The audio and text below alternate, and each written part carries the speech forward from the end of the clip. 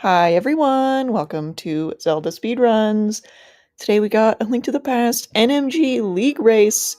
We got Gridasham versus DFS in the Kakariko Village group. On commentary, we got Audio Blood and Rob J. Beasley, and they will take it from here. Okay, thanks for that intro. Welcome in, everybody. How is it going today, Audio Blood? I'm having a lovely day, thank you. How are you today, Rob? I'm doing well. Looking forward to a good race. I think this is the first race in this division for the season, so That's exciting. yeah. So no idea who either of these players might be playing in future weeks, regardless of the result. But Looks like they're pretty similarly matched on their PBs here. They're within like a minute and a half of each other. yeah, the good thing about leagues, we get a lot of close races like that. I mean, for those in chat that don't know, basically for every season of league, there's like a qualifying period, usually about 2 weeks, and everyone submits their best time in those 2 weeks. So obviously, in that time, most people are going to get a run that's somewhat close to their PB, so people at the same skill level are usually in the same brackets. Yeah, I signed up for League and joined some new runners myself, so checks out. Yeah, oh, and it's really cool. we Good are to see new players coming underway. in. Yeah. Yes, we are.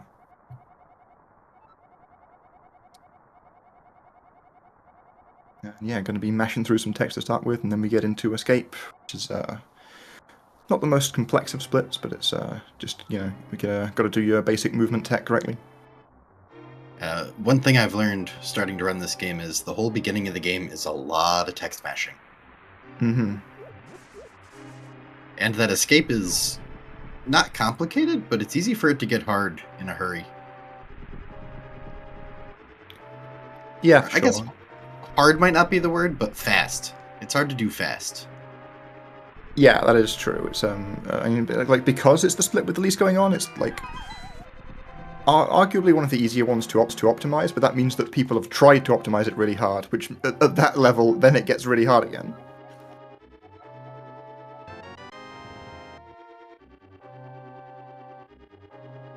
Yeah, it's also the split everybody gets the most practice on, right? It's the one you have to do every run. So yeah, for sure. Get used to doing your Escape.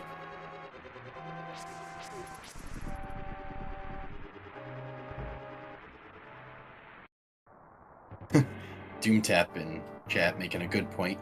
Were you there for the water peg incident yesterday, Rob? I was not. This is news to me. Yeah, Fox Lisk was running last night, and in, I believe, Zora's domain, all of their water turned into pegs that they couldn't swim through. Okay, it's not ideal. No, it turns out that nothing fixed it either, and they were forced to concede. Oh no. Yeah, they reset the game, they reset their console, the file was permanently ruined. They just had pegs for water with no way to get through them. Yeah, I need to go back and watch that. That sounds incredible. Some new glitches being discovered before our eyes. Watching him slowly lose his mind trying to figure out what to do while staying in the race was an experience. Yeah, I mean, that feels like the sort of thing, like, you'd sort of, like, panic for a bit and then maybe, like, mirror out of the dungeon and hope that fixes it, and then no idea what I would do after that didn't work. Yeah, he tried a few things, tried to swim through it, tried to hammer it, tried to reset, tried to teleport, mirror, nothing. Last I knew, he had his game running still in an effort to leave it open for the glitch people among us to try and figure out what was going on there. Mm-hmm. It's like both runners going for the 8/ on the ball and chain guard here.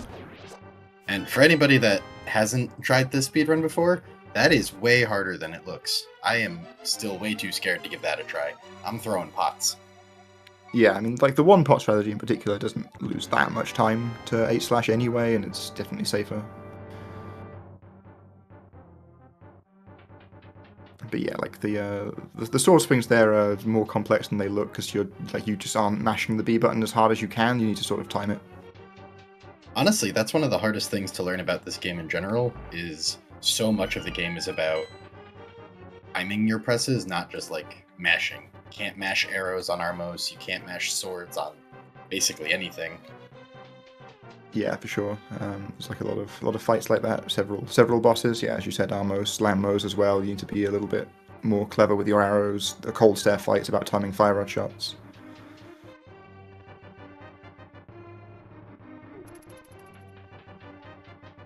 I'm glad we could let you know about this craziness, chat. I hope you enjoy whatever happened to Fox last night. Ooh, the guards in the hallway not being polite to Grid. Yeah, for sure. Down to 1 heart. There's a couple of opportunities to pick up safety hearts in the first room of the sewers. There's a pretty on path one which we might see him grab here. The rat pot. Yeah, I think these guys are probably pretty confident in their escape, but the snake room is right after, and as far as I can tell, anything can happen in snake room, so 1 heart would be a little bit scary.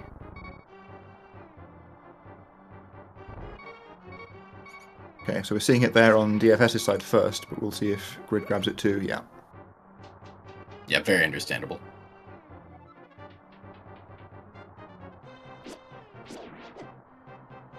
Yeah, so Grid just gets bullied by snakes.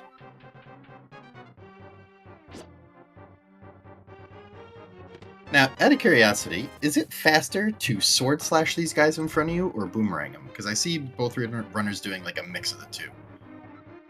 I think the boomerang has a faster animation. Like it might depend on other stuff. Like if you can get 2 rats with 1 swing, sometimes that's better.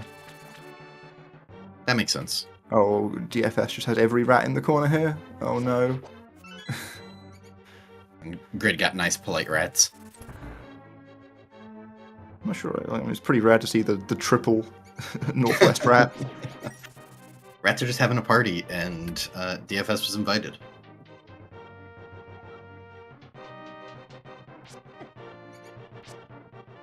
Oh. Grid swung to try to stop the jerk rat from getting in his way, but the other rat was a jerk instead. These rats are surprisingly frustrating to try to get through, just in the entirety of the escape sequence.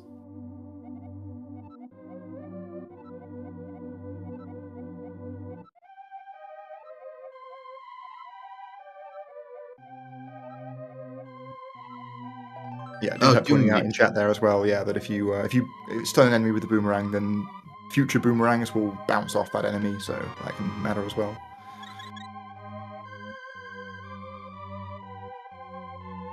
Makes a lot of sense.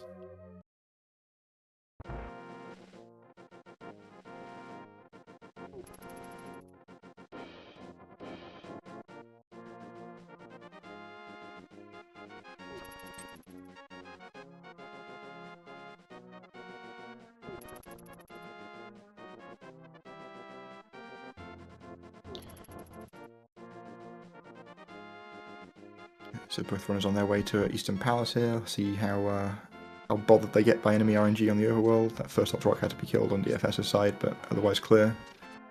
Yeah, those Octoroks are a pain in the butt. Grid took a hit from one when 3 of them walked on top of each other, and like, you know, what are you gonna do sometimes?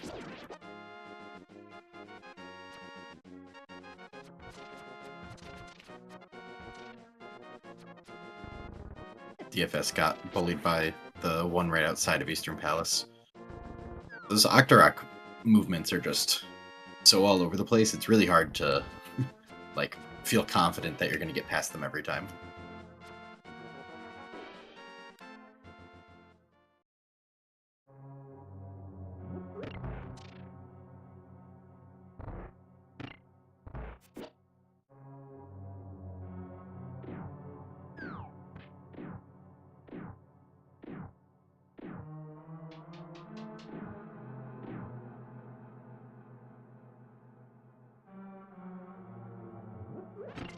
Luckily for our runners, there's a whole bunch of relatively free or on the way hearts at the beginning here, so you can get your health back up before you have to do the little trick on the big key near the end. Both of them going through the Stalfo spawn room. correctly there. It's probably the first room in the game, really, where if you're watching without knowing the run, it just looks like some complete nonsense is happening, and you can't really understand what's going on. Like, we kill a couple of Stalfos before they spawn, and that's good enough to open the door. And if you're a casual or like rando-only player, you're probably confused why the other Stalfos that are supposed to be in that room weren't there. It turns out that you can just spawn them off screen if you walk a funny way in that room.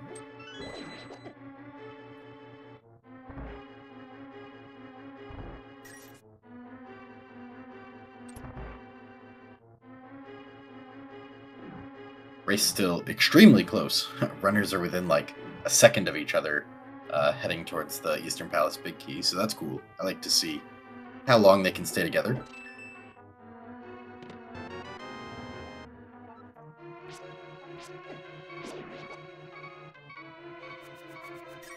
Grid going back for the red rupee there. Don't really blame him. So what does he need the red rupee for? My route, I get all my rupees from the pots from Boot Guy, so I don't really know anything about these rupee pathings that these guys are doing. Yes, okay, so if I'm presuming these runners are going to be going for tree rupees.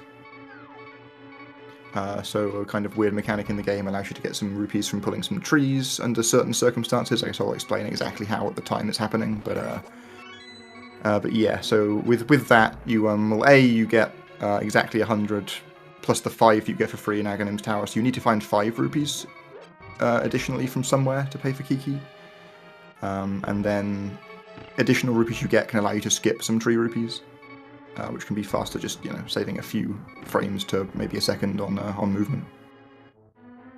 So picking up the 20 here isn't that he can't get other rupees, it's just that it's probably faster than getting some of those out of a tree. Yeah. Okay, that makes sense. I mean, he had to double back on it for a bit. I expect that red probably wasn't quite worth it, but it was certainly not too bad. We see DFS grabbing a red rupee on the way to some safety pots as well. Yeah, so what I was talking about before, for anyone unfamiliar, you see Grid pumping arrows into Armos there with a super clean fight, by the way. But you can't just mash that. You have to time most of those arrows, or else the strat just doesn't really work out at all, and Armos doesn't die. And it's way harder than it looks.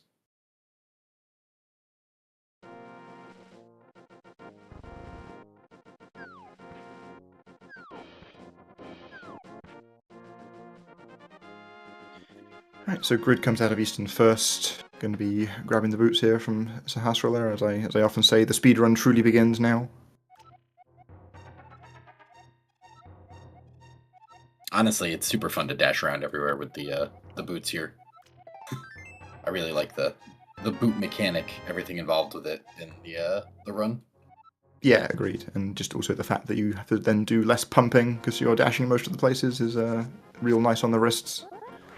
See, the trick I have developed is I don't pump yet, so I don't have to worry about that.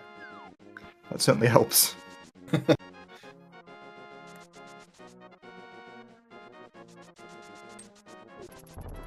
Ooh, slightly overdashed there, but managed to get through without being bothered by the enemies at least. That's really the name of the game, is without being bothered by the enemies. Yeah, exactly. Like that small mistake cost like maybe a second or so, but like if you then have to start dodging enemies and doing that, you can lose so much more time.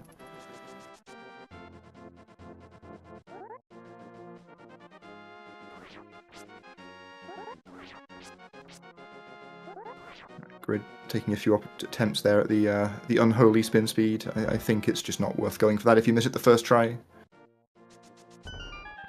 From what I understand, that's why it's called the Unholy Spin Speed. Because it's only barely worth it if you get it the first time.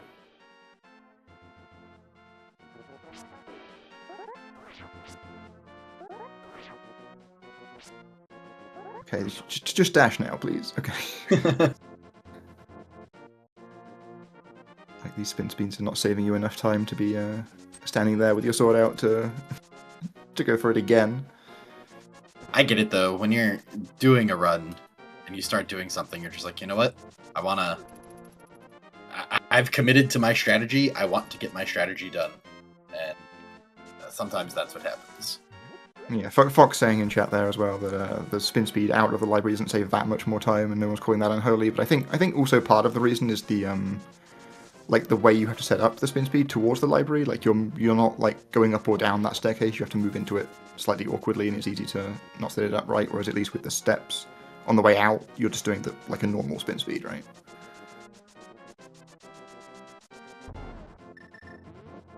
Little bonk for Grid. Little Sandman hug too.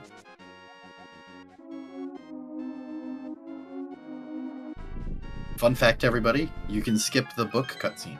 Didn't know that for the first 30 years of my life. I would see that cutscene start and I just assumed you had to listen to Link sing. Turns out if you press any buttons, it just ends. I think you have to press a button, don't you, at some point, or it will never end? I'm not sure. Do you? I don't even know anymore. It's been so long since I've played the game casually, like I don't really remember. But I definitely used to just sit there for a while, so it's possible that it never ended. do you eventually get bored and press a button? Yeah, exactly. I just like, all right, Link, the singing was nice and all, but let's move on, buddy.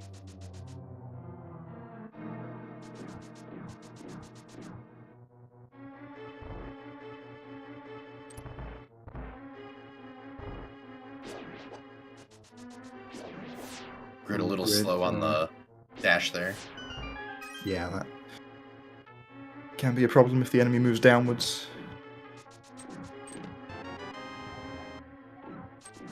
DFS getting a little bit beaten up here as well. I guess they're both down a few hearts, but DFS down to just 2.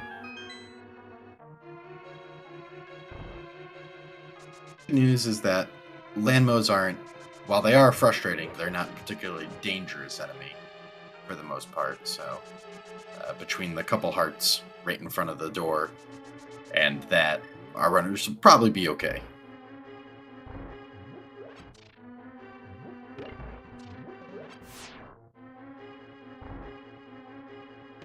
I agree with you, Spaces. Overshooting that first dash in Desert feels terrible for some reason. It's not any worse than pretty much anything else, but it feels terrible.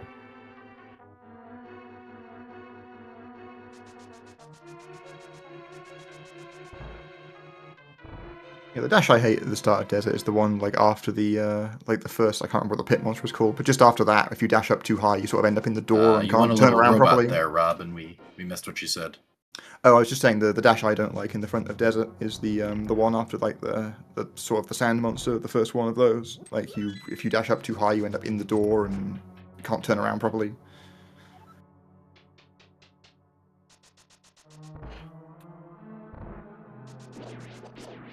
Both runners hopefully making quick work of that little room. Yeah. That room, surprisingly hard too. Really, Desert feels like it's full of rooms that, like, none of them are hard, but they're all just, they're a little picky. And if you mess them up, they can go south really quick. You take a lot of damage in a lot of these rooms. And at this point in the game, you just don't have the hearts to deal with that. Ooh, both runners with some slick moves around the red Cyclops guy. I don't actually know what those enemies are called. Igors. Igors. Oh, welcome back, Rob. Yeah, I'm not entirely sure what happened there, but I think everything is fine.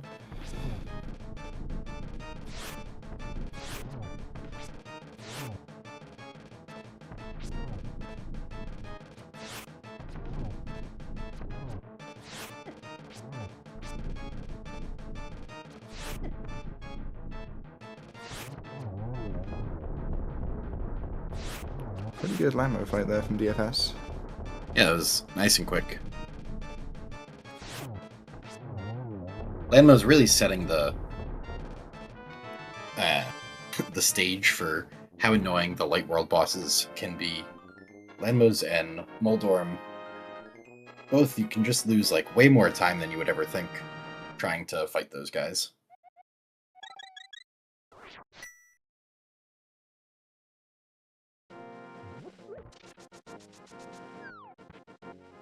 Alright, looks like Grid's going for the safe desert exit.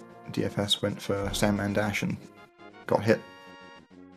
Why is it called Sandman Dash? Because of the enemy you have to dodge? Yeah, the sand enemy in the thing that you'd be like, you're sort of, slashing and then dashing through it. I do not know what those ones are called. Or maybe Sandman is the official name. Not sure.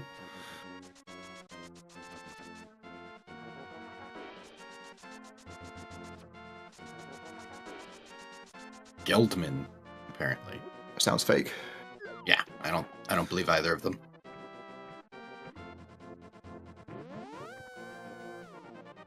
Nice swim by both runners to get into that little warp. Those little warps are like way harder than you would think to like get through.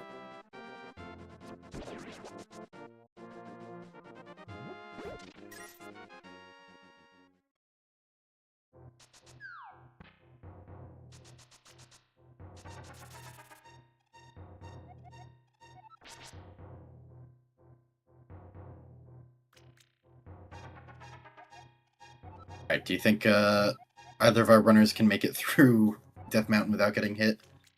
Stupid, stupid screen that it is. Yeah, let's see what's going on here. Oh, this... Okay. Oh, no. That could be a problem. Yeah, that might block him.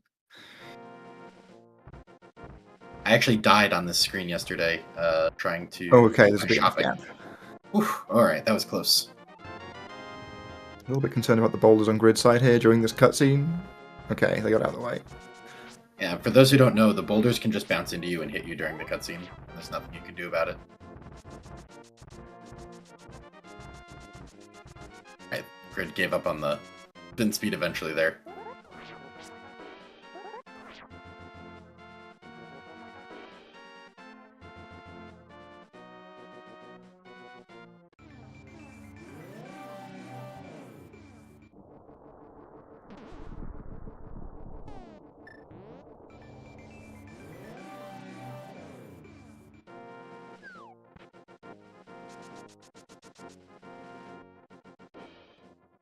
Spin speed is, for not being a particularly complicated trick, is like surprisingly touchy. I would say that's the word I would use. Yeah, it's a weird trick. Like I feel like I will go months not missing a spin speed, and then I'll just have a period of like a week where I can't hit one. It's just a very, very strange thing.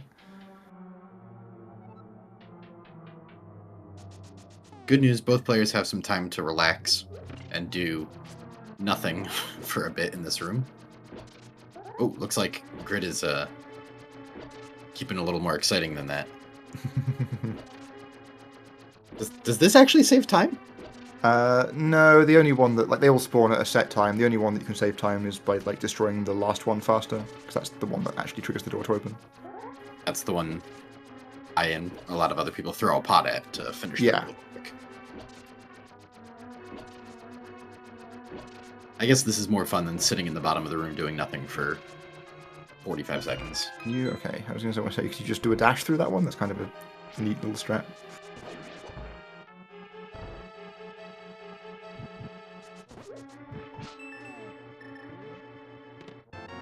So DFS, first one to start climbing. Ooh, okay, just a slight error at the start of the Beatles room there, but has recovered reasonably well. It's another room where, if it goes south, it can go real bad because the Beatles can start swarming around you. Yeah, Grid also didn't kill the first one correctly there. Nice recovery, though, with the third one into the hole. Yeah, got the arrow drop there as well. Pretty nice. Right. DFS will do our first bomb jump of the run. Yeah. Nice setup.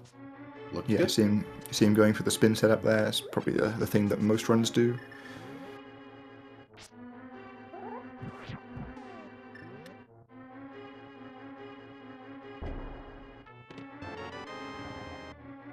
Grid going for a slightly safer version of the spin setup where you like do the spin first and then place the bomb so that you're not like on a clock to get in position in time. Grid got hit. It turns out you can squeeze past that fire if it's on that one little corner there. But Oh, trying. Oh, DFS DFS. being beaten up and then middle hold.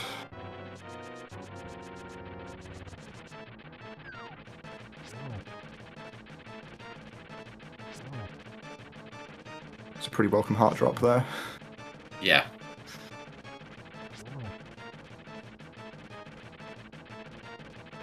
Yeah, you can hit the switch on the way back up to give yourself access to those hearts, but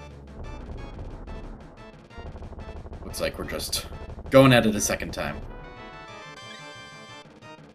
It's cool though. That's like the third time we've seen the runners swap the lead, and we're only, not even through all of Light World yet. Okay, this should be fine. Yeah.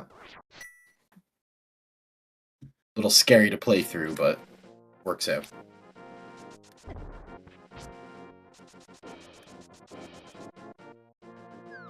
Grid being disrupted by the dead rock on the way out of Hera, unfortunately. Is that the one that's named Katy Perry? Is that right? Oh, yeah, I've heard people call it that. I do not know the origin of that, I don't think. Me either, but it's funny to get bullied by Katy Perry on your speedrun.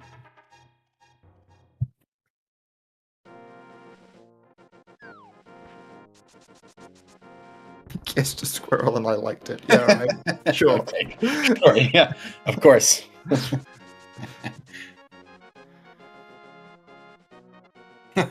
That is a great origin. I love that. Ooh, scary slash from Grid on the bird, but just in time. Yeah, so here are the tree pools for our remaining rupees. So basically, the way the mechanic works is kind of weird. If you kill an enemy and then pull certain trees, you'll get 4 green rupees. If you kill 4 enemies and pull a tree, you get 4 blue rupees. If you kill 4 without having taken damage, you will get red rupees. So between the 2 tree pools, they need to not get hit by anything. Oh, interesting. I had So no you'll idea get- you'll that get there were all those 4 extra steps. Yeah, you'll get 4 blues and then 4 reds, and that comes to exactly 100 rupees. We need 110 to get into Pass of Darkness. There's a free 5 under a pot if you do the normal strats in Aghanim's Tower. So yeah, just have to find 5 rupees from drops somewhere. Or there's a pot in Desert you can grab that's pretty quick if you don't get any drops by then.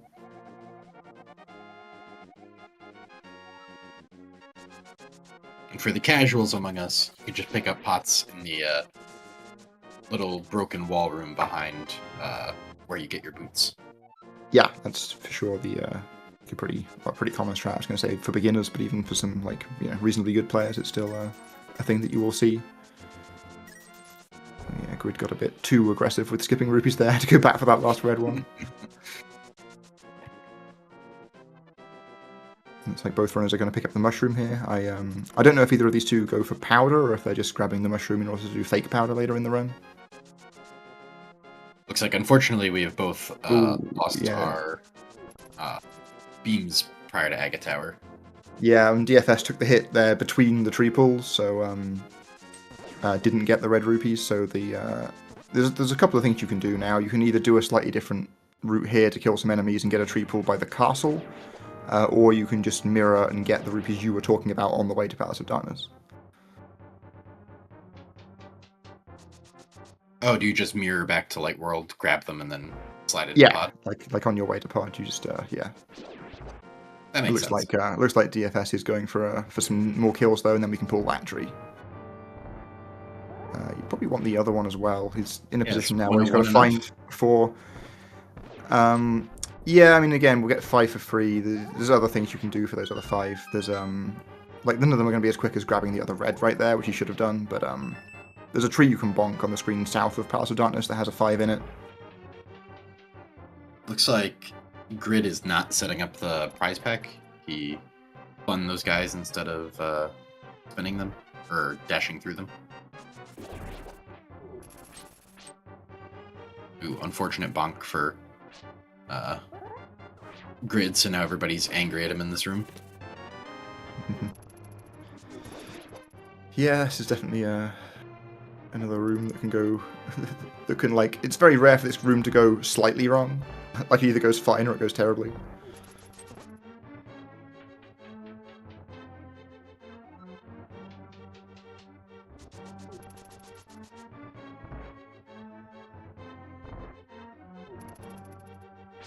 Honestly, again, that really feels like the theme of this game as a new runner, is very few rooms seem to go a little wrong. Everything's either fine and on plan, or, oh boy, send help. Oh, here's another pot with a blue rupee ender in the dark pit room there that DFS grabbed, so he's fine for rupees now.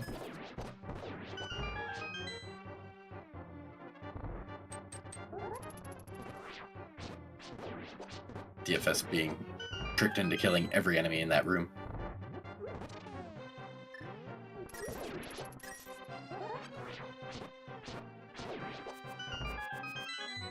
Grids was out of arrows until grabbing that 5 pot there, so gonna probably have to grab some extras in pod or do some kind of awkward strats.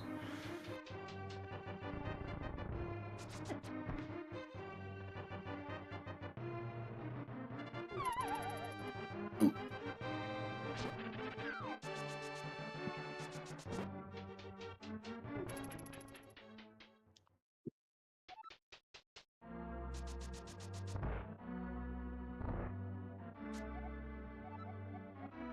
Alright, we're both coming into Aghanim, which is a fun fight full of RNG that you can't do anything about.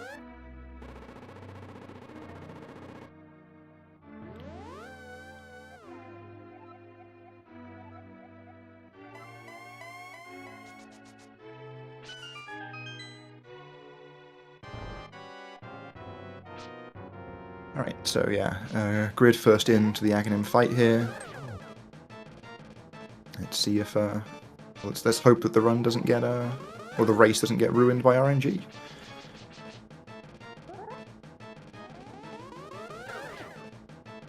Well, that's 2 immediate blue balls.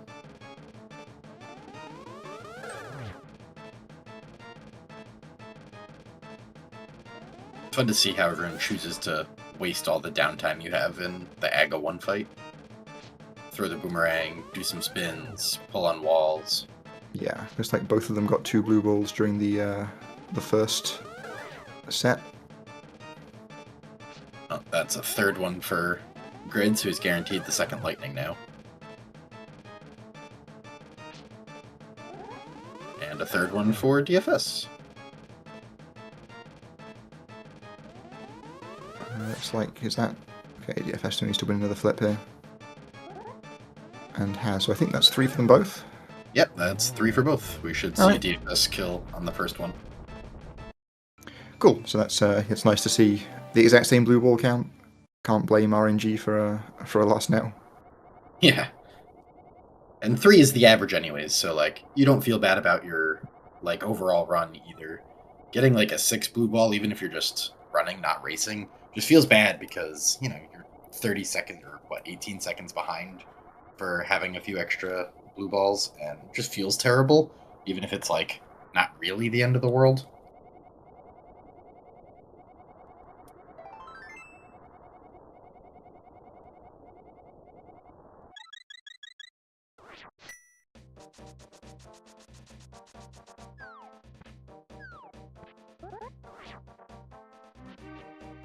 Alright, that was a good spin speed grid. Nailed it.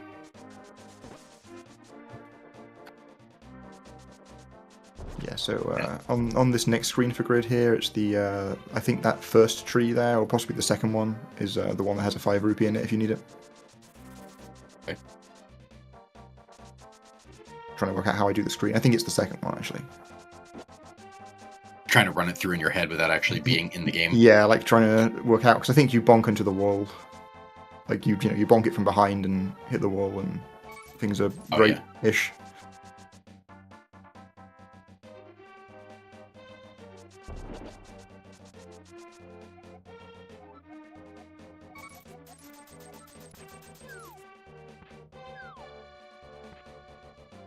Now the run starts to get a little bit harder. This is, it's actually astonishing how much harder the run gets in Dark World after Light World being frustrating at times with like Moldorm and Land modes, but not difficult.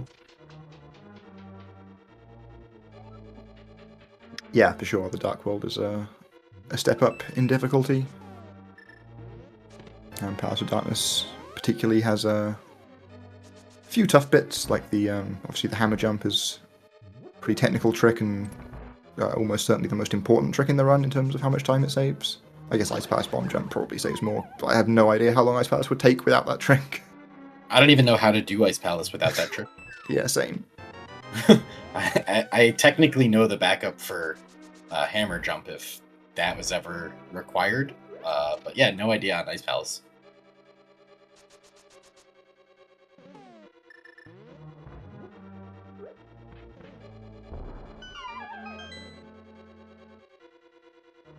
Clean pod so far from Grid. DFS dashed a little bit too far his first time into the hub room here and got hit by a turtle.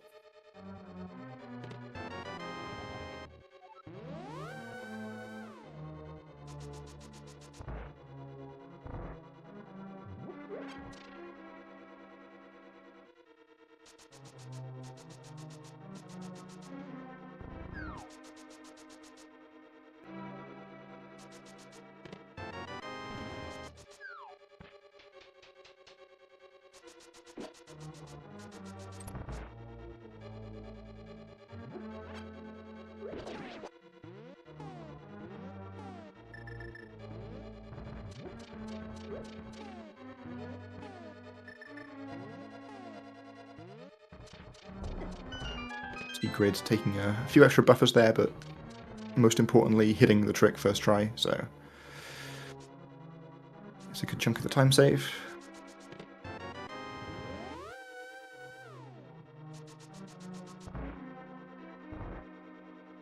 I think that looks good in DFS's side. DFS got that too. Yep. The pause buffers in this game, they're not very fast, but they are insanely overpowered. Yeah, absolutely. And yeah, the backup and for Ice Palace reset the game. yeah, it can definitely happen. But yeah, talking about those buffers, especially for hammer jump, I think somebody did like a comparison video, and I think it's something like you can pause buffer about, is it 30 times there, and still slightly save time over going to get the basement key. That's crazy. That's actually nuts. Oh look, there's a command for it and everything. Oh, there we go, yeah.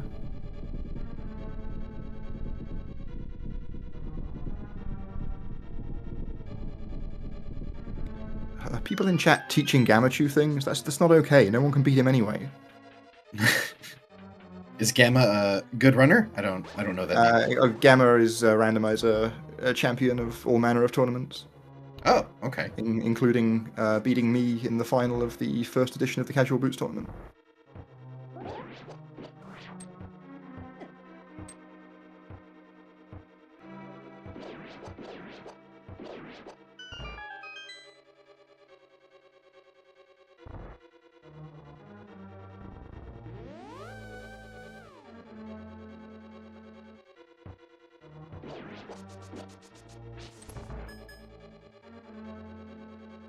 Someone asked me the other day if I had tried the randomizer at all, since, I was learning the NMG run. And I had to admit, I don't think I could actually complete the randomizer, because I know the NMG route and nothing else. I don't know any other rooms in the dungeons. I don't know where pieces of heart are, or like random dungeons or chests or anything in the world. No idea. Yeah, it's for sure a thing you need to learn. It's kind of interesting. Like most people, obviously, who come into the game now are starting with rando, and we're seeing people like learning speedrun routes after that. But yeah, there's still obviously like you, some people who still come in to the speedrun first, and maybe you'll learn rando, maybe you won't.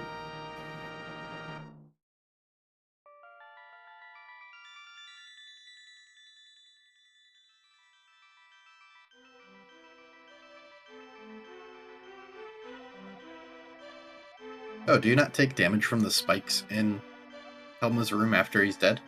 Yeah, I think that's the case. I think all damage turns off, just so you can't like die during like the crystal fall. That might make things weird. Yeah, the only one I know you can die in technically during the death animation is Cold Stare. Oh, that's true. If there's still, yeah, if like a something starts falling from the ceiling, like yeah, after you've killed it, but before. Yeah, because they stop falling. They stop falling after a Holstead dies, but there can still be one that's like on its way. Yeah.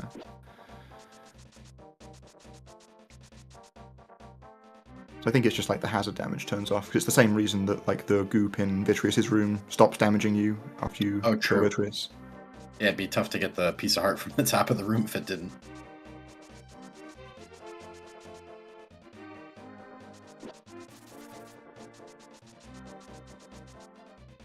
Tight margin for Grid on that pink bird there, but got past it.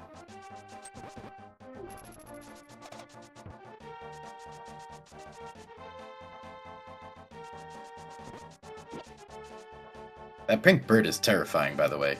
3 hearts of damage is a lot of damage. Yeah, and unfortunately DFS has just demonstrated that.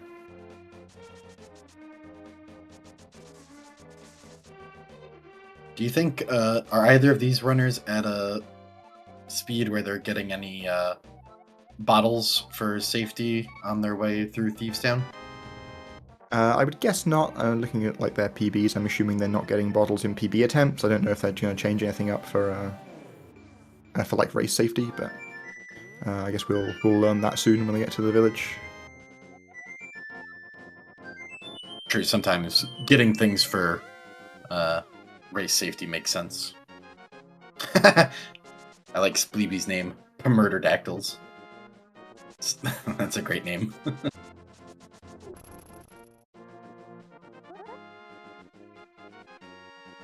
Yeah, everyone calls those Murderdactyls. I think the that's another one I don't know the official name of offhand. No, you have to pronounce the P, Sleep. That's important. I think it's Sleeby, right? Oh, that's the P that's silent. My bad.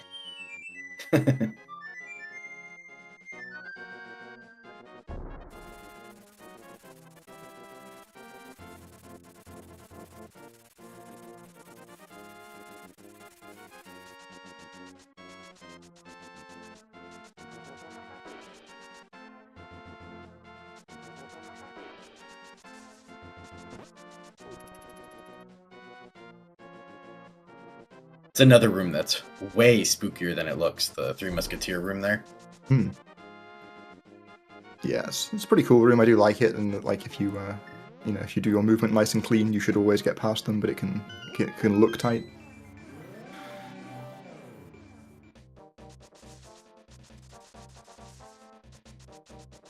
Sorry if you hear my cat headbutting the microphone. He's upset he's not being fed. No, it's not dinner time yet.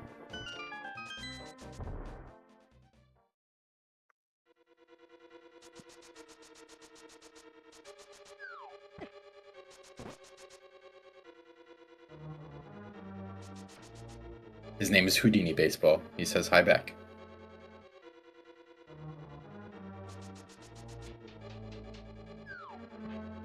Unlucky pink guy position. Good news, Houdini. Baseball loves you. But the pink guy position there was unlucky for Grid coming off that first jump. I don't actually know how he could have avoided that, really, because it was just kind of dead center. Maybe he could have snuck around one of the edges.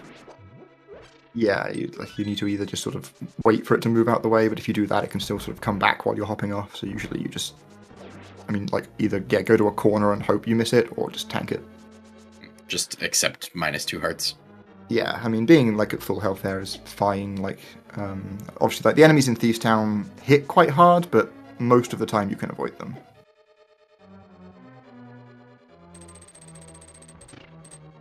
Looks like Grid got a little bit bullied on the Hellway, but nothing terrible. Yeah, luckily he's still at 3 hearts here. There's just a huge difference between 3 and 2 in Thieves. So many of the enemies do 2, including these crickets.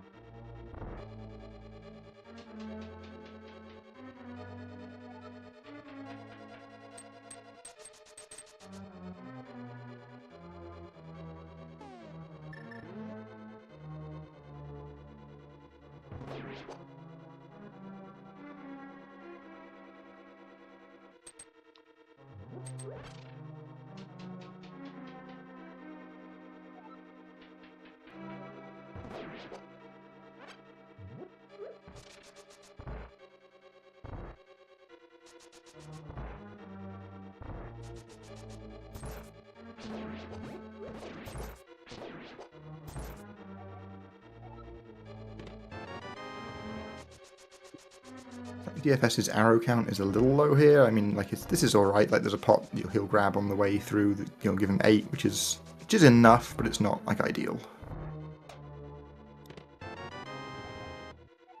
It's like DFS is maybe a little flustered.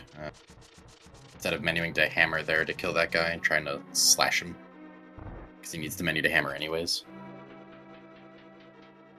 Yeah, quite possibly.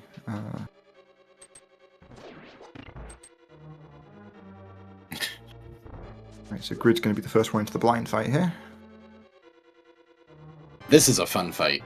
What a cool fight, the way that it's like scripted out to get your 9 hits in like as quickly as possible.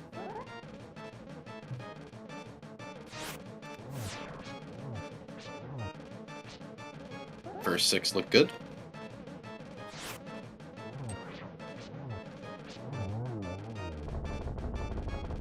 Nice clean fight.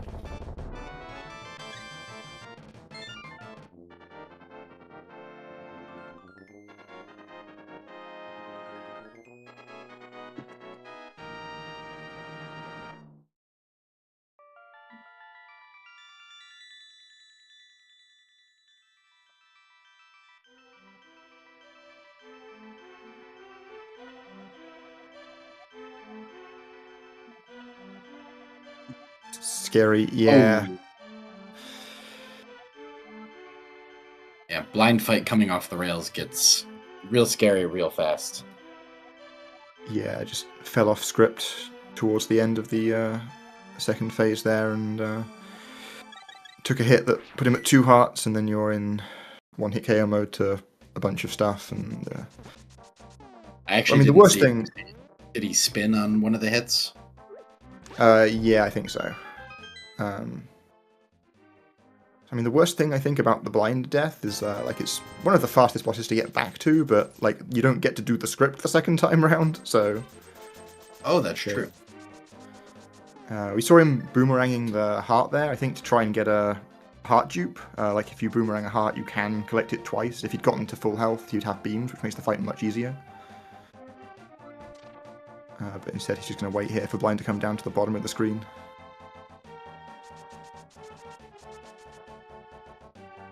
Yeah, it's much safer when blind is down at the bottom. Feels much easier to hit him. Or her, I think. Oh, no. Oh, gonna have to not take a hit from Oh. Yeah. This is definitely one of those places you can get into a death spiral. Hopefully we can get the heart dupe on the way back at least. And get the beam version of the fight. Yeah, there's I mean, yeah, he was picking up 2 hearts or 2 heart pots, so if he gets the dupe on either of them, it'll be full health. We're seeing Grid collecting the Tempered Sword here. Oh no. Ah, yeah, okay, that's not ideal. Yeah, not even trying for the dupes at that point. Yeah. Just I mean, I think I might have still gone for it there. Just like having an extra heart is quite important here at this point. Like, okay, yeah, there we go. Yeah, if only he'd not taken the hit. It's tough. It's you know, like anything else, once things start to go wrong, it's so easy for them to go wrong-er. It's really tough to like keep yourself as like centered as you really need to be to finish the fight at that point. Yeah, he's got some gamer moves this time. Just absolutely dodging those fireballs. Okay, one more hit. There we go. Really nice finish of that fight.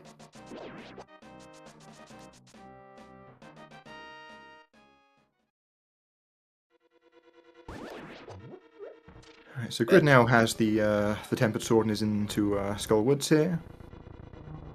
Doing his mummy room. Ooh, almost got by that mummy, but not quite. Yeah, we're gonna have to wait here for the next War Master cycle, unfortunately.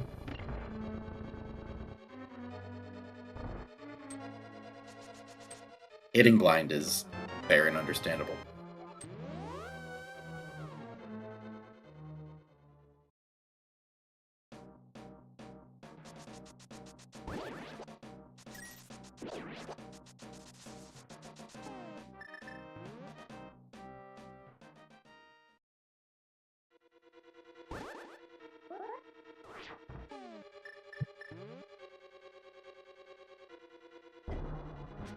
Chat makes a good point. If we're not sure, someone should just ask blind.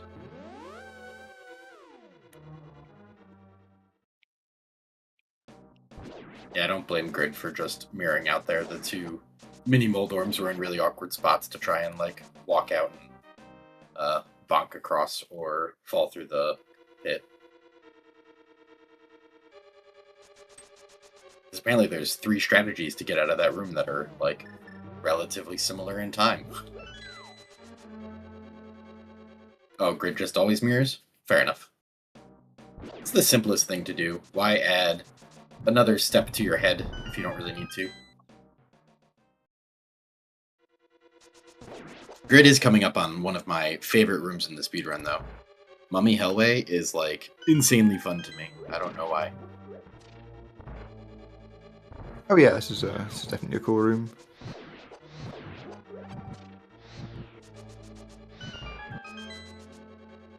Like it's one of those, it sort of looks kind of impressive how whichever strat you use. Ooh, okay, Grid got Bunny Bean, but at least didn't get grabbed.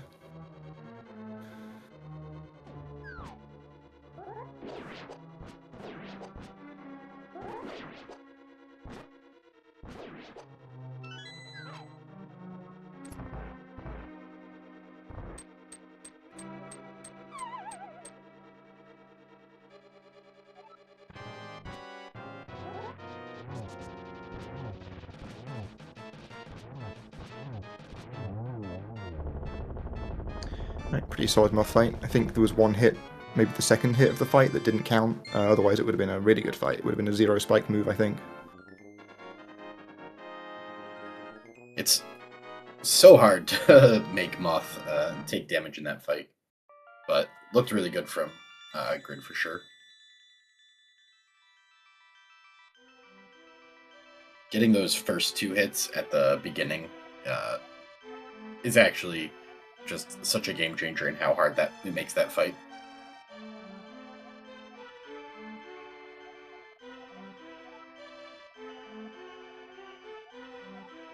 Alright, here's DFS's mummy statue. Ooh, definitely getting worse RNG from the mummies than Grid got. I think. Okay, no, can't quite get it for that cycle.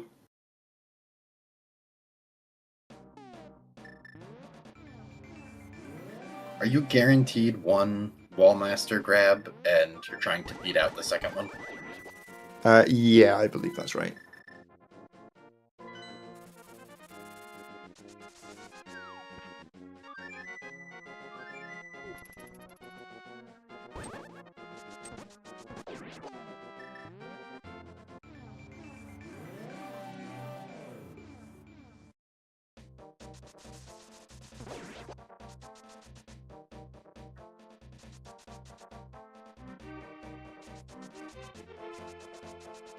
And we've got Grid on his way over to pick up Quake before going into Ice Palace.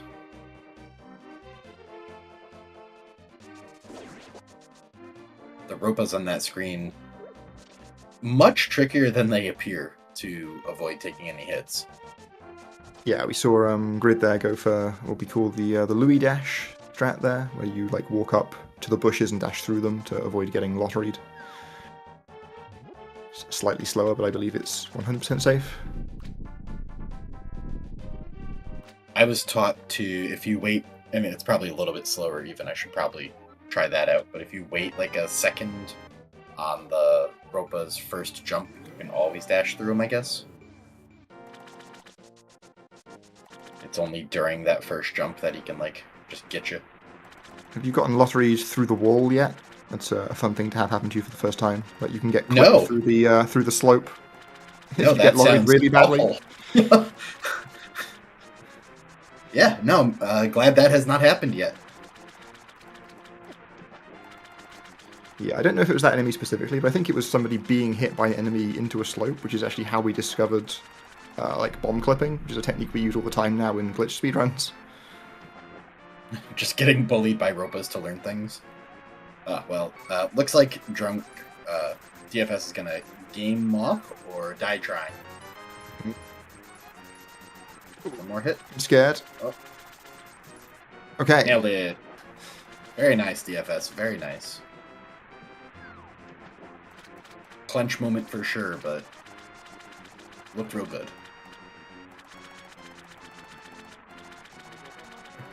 You could watch Grid mentally process. No, I think I'm high enough here.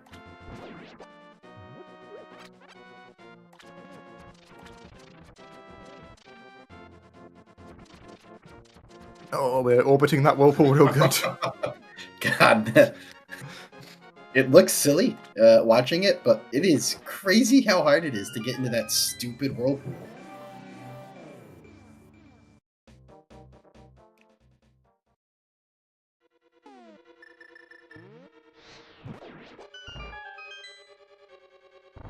Yeah, I did not understand why that was the name of that split in the practice hack until I did it a few times, and then now I understood.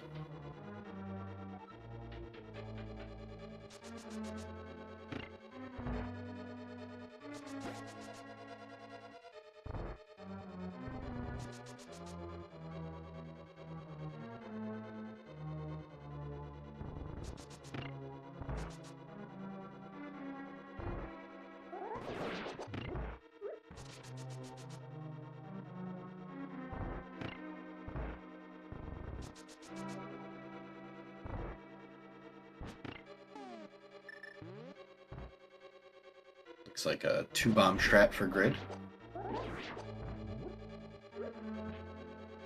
I've noticed a lot of people doing the 2-bomb strat instead of the 1-bomb.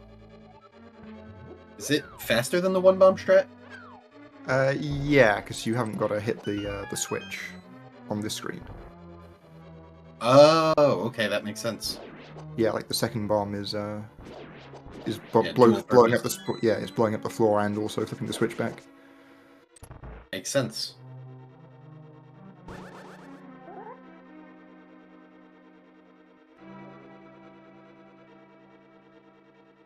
See Grid just inching towards this pit here. That should be fine.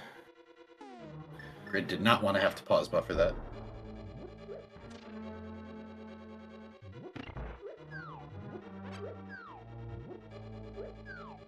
It was never close.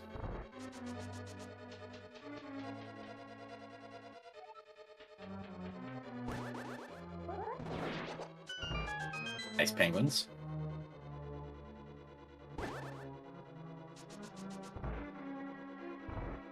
What strat will we see from... Ooh, Oh, going for the stair clip and didn't get it. Oh, and then bonking.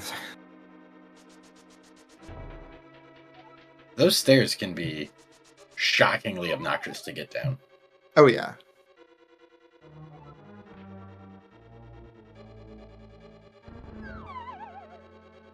Does that video have a help us all link? I actually don't know. There's like somebody made like an animation of Link like sliding back and forth, trying to go down those stairs. It's really good.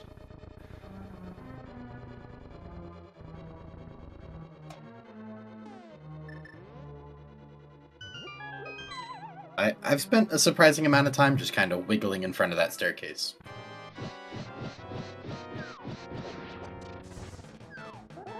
Nice 8 hits.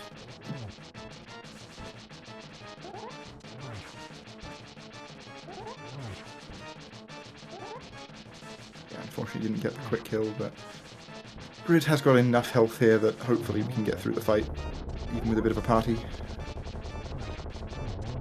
Puff party's a good time. Not really, by the way. It's a terrible time. Okay, there we go. For anyone who doesn't know, Grid was really confident on those ice block drops because it alternates between cardinal corner, which I did not know until someone mentioned it on a restream at some point, and it turns out that it's true. I thought it was random. Oh, it doesn't actually do that? You were lying to me? Oh my god. I've been lied to twice now then about one thing. Well, apparently it's a good thing you didn't know that, Grid, because it's not true and Vortex is a liar.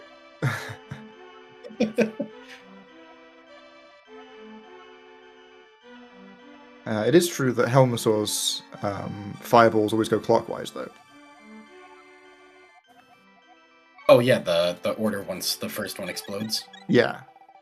Well, at least not everything we were told was a lie. That's how the old runners stay ahead of the new runners in NMG. Yeah, we just lie about the strats. Lie about strats until we die enough times that we give up. Never saw it coming. No, on a serious note, actually, being a new speedrunner to the game, I've speedrun a few games before, and this is like the friendliest community like I've ever seen for new runners to a game. It's actually crazy. Yeah, we've also got some really good like resources and like a lot of good tutorials. The practice hack is fantastic. Like this is a very approachable speed game for sure. The practice hack is overpowered. It's like second only to like GZ, and like, come on, what's gonna be as good as GZ?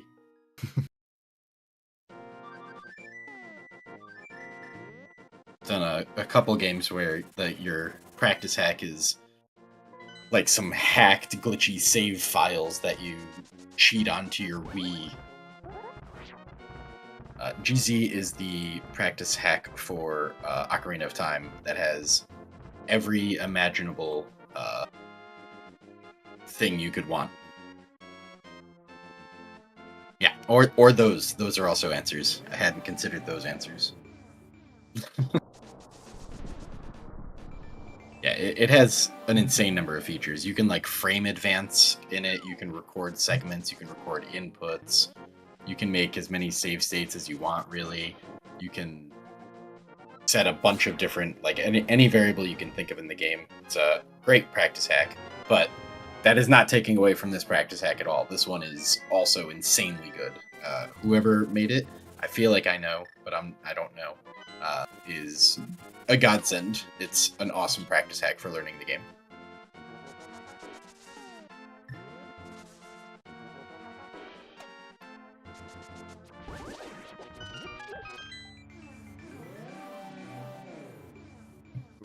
DFS.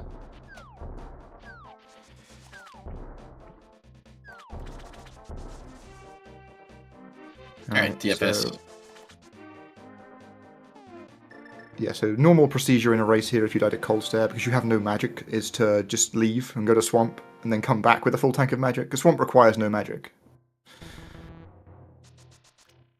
So you get the refill from killing the boss in Swamp, and then go back to Ice.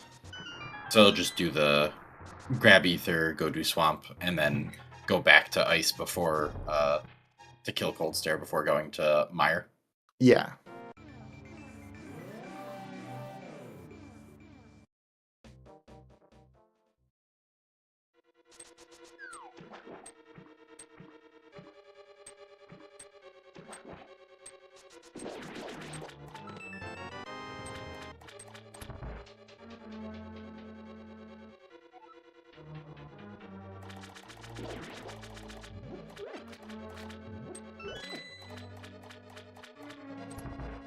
It's fun learning the game when you get to doing Swamp here, because I guess, like I said, I have no response to, or I have no knowledge of the game casually, really.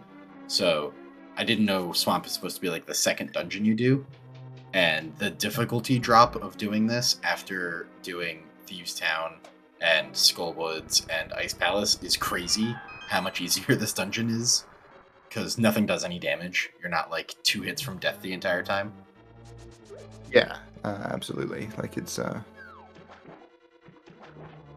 it is a step down. Like it's a dungeon you can certainly still lose plenty of time in, but it's pretty hard to die in Swamp, so it's kind of kind of chill, definitely a bit of a break. Yeah, it's hard to do fast, but it's nice that I didn't, you don't have that pressure of, well, I might just die constantly, like you do for a while in the run up to this point.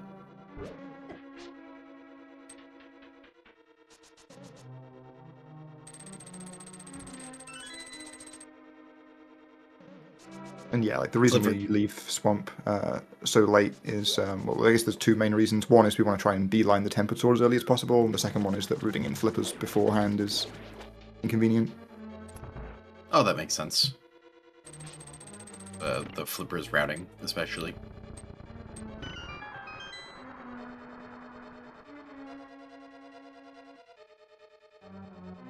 Because yeah, Swamp is the one. No, go ahead. I was gonna say, Spaces has said that dying to Argus is pain, but luckily, if you don't do any of the super fast strats, it's really hard to die to Argus. Yeah, for sure. I actually had like when I had a mid, like a 135 maybe. I actually PB'd in a run that died to Argus. What's the run back like for that? That's got to be awful. It's not too bad. Like, obviously, you know, we have to do a bunch of stuff on the left side, hit the big key the first time through, which we haven't got to repeat. So it's not too bad. Yeah, I guess you don't have to come all the way over here. You can just hook behind the big chest straight away. Yeah.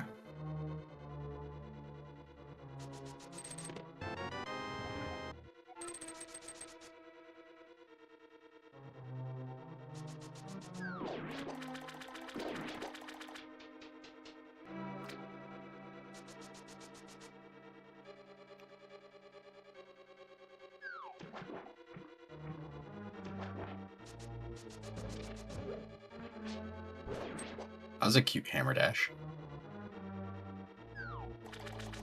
Oh yeah, Swamp is a dungeon where you can do a hammer dash in like almost every room. Some save more time than others. Some of them probably lose time slightly, but you can certainly still do them. Sometimes it's about the flex of the hammer dash and not about the frames. Maybe in a race it should be about the frames, but I can respect doing it because you can. That red bar just being a huge jerk.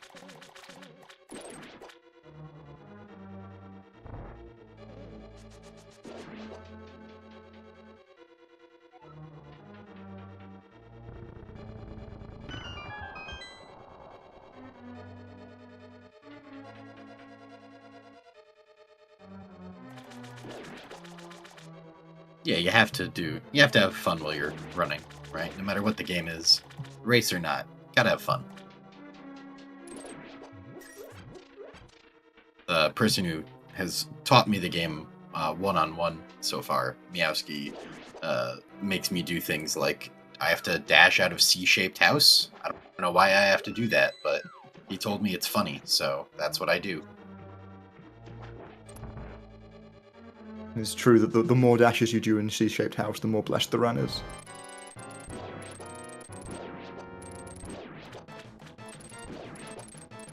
Well, I dash out of C-shaped house every time, so I guess I'm giving my run at least a little bit of blessing.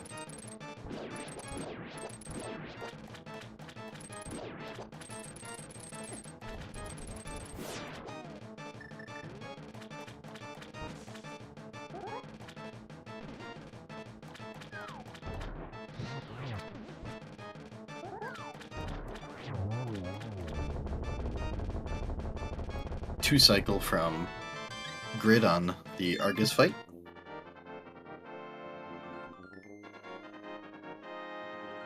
DFS didn't get the hook dash at the start of that room there, so it was fumbling with the pot under the statue. That's what makes it. You know, I knew that at some point, but I forgot why sometimes it was just a pain in the butt. That's right. The hook dash makes you better able to grab that pot for whatever reason. Yeah, I do not know precisely why.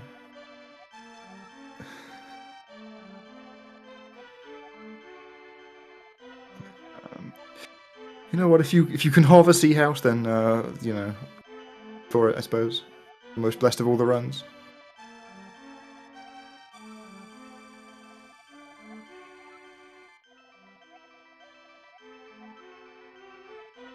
Are subpixels the pixels underwater that make you have pegs in your water sometimes too?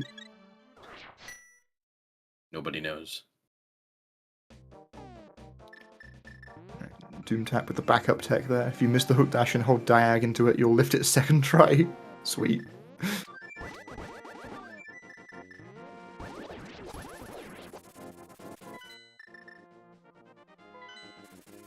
DFS just taking a hit intentionally to try and get a 1 cycle on Argus.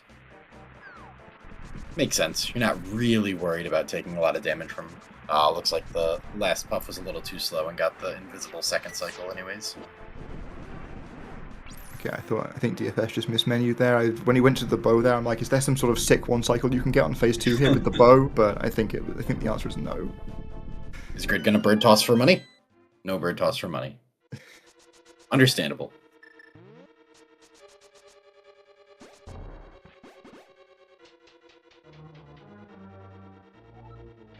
Vortex says there is a sick 1 cycle you can do with the bow. Huge. Ooh, really nice Mire 2. A little unlucky with where the Ropo went, but that was a good looking Mire 2 from Grid.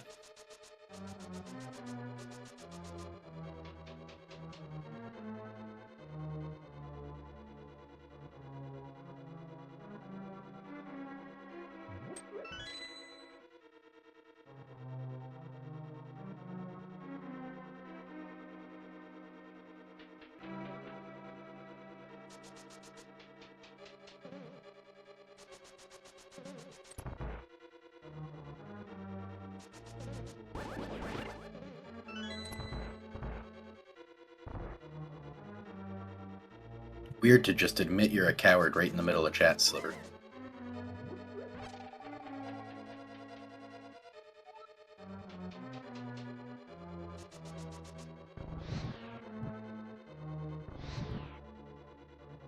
How did you... Oh, you're right. We're on a little delay and you're waiting for that to, the cutscene for a little while, Grid. I was curious how you were typing in the middle of running Mire. But Mire is a cool dungeon. I agree. I like that dungeon.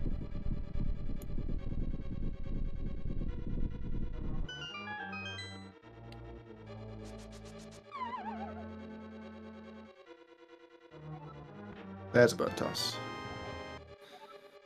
Good bird toss. Love bird toss. Do you know, does it count for the league incentive, I guess? If you carry bird into Mire with you, or do you have to toss bird? I'm not sure I've ever seen anyone carry the bird into the dungeon. Oh, I that's what I prefer to do. He just comes with me.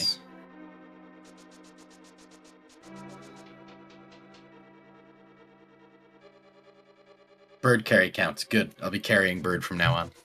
Perfect. I mean, I only have 1 more race in the league, but bird will get carried on that race.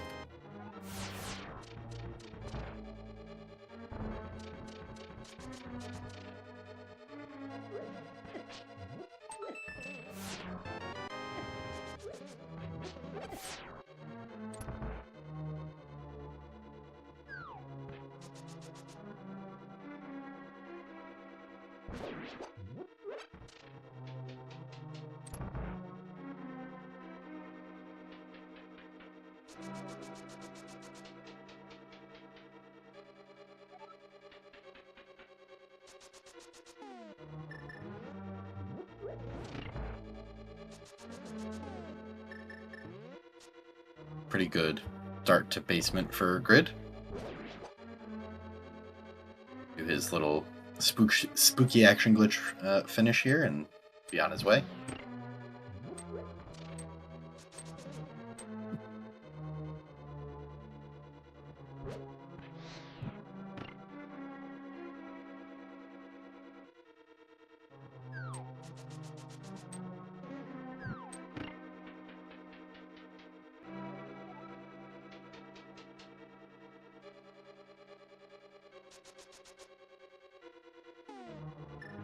Let's get a nice clean Vidi fight from Grid. Oh yeah, chat talking about the possibility of a water walk there, which we actually, yeah, we definitely could see that on DFS's side. I'd not considered that at all, but like he needs to grab Ice Rod and he needs to go back to Cold Stare, so. What is a water walk?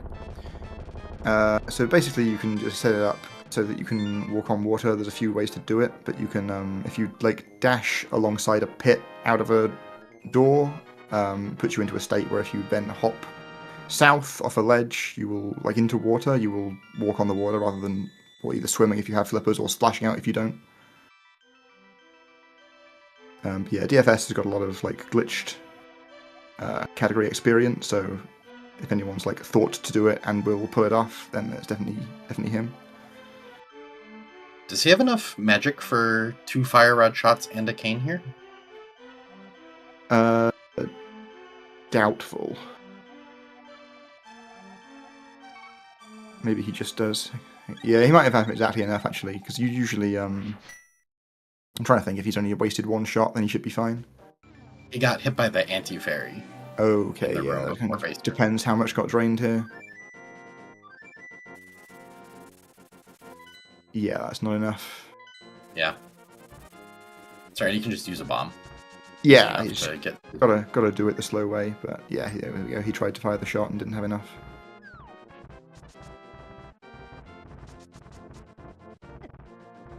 Grid getting absolutely bullied on his way through Death Mountain, because that's what that screen does to you.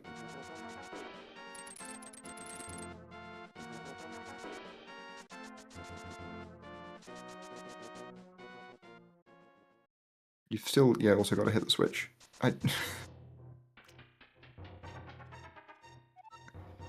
Alright, Setting up DFS. fake powder. Yeah, exactly. Using the last of his magic here. Oh, it's a bit tight. Okay.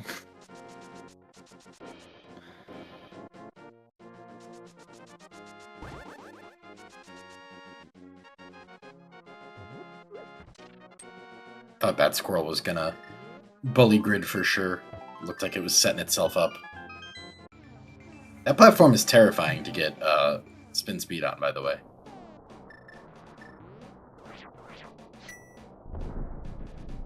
Yeah, my favourite thing is if you move up slightly too high when you do your hook dash and you don't tink on the stairs and you hook shot to the top peg. I have not done that yet, but that is funny. So water walk is not considered a major glitch. You can do that in NMG. I believe so. I don't think it's like relevant in the NMG category, so it's not really been like talked about. But I believe you can. Like we can do fake flippers, and they basically allow for the same things. So.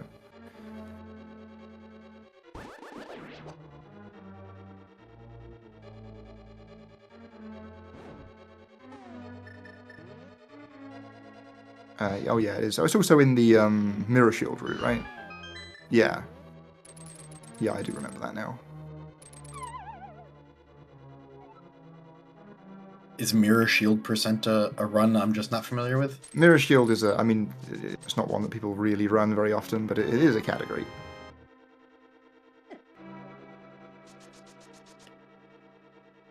Yeah, okay. It's the cow percent style run.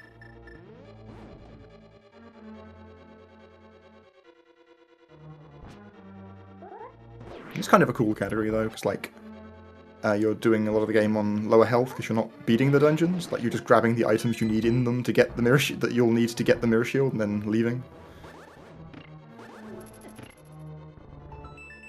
Yeah, we do water walk in that category to go from Skullwoods to Get Quake.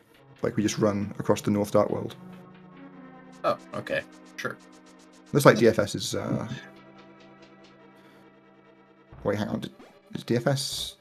Did Did he actually forget? did he actually kill Colstair in the end? I don't think he did. Did he? No, he did not.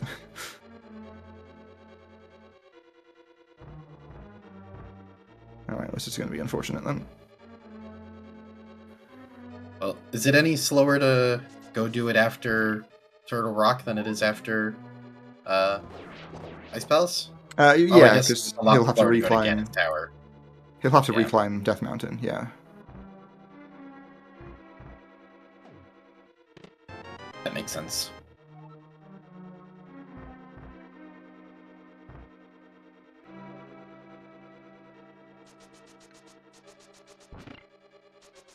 Do it after GT. True. No, Doom, I think you're onto something. I mean, if DFS That's thinks it. he's lost but still kind of wants to finish, but without killing Colstair, he could just do Turtle Rock and then clip into Ganon's Tower. Like he definitely knows how to do that. Yeah, you said he's a big glitched run player. Yeah.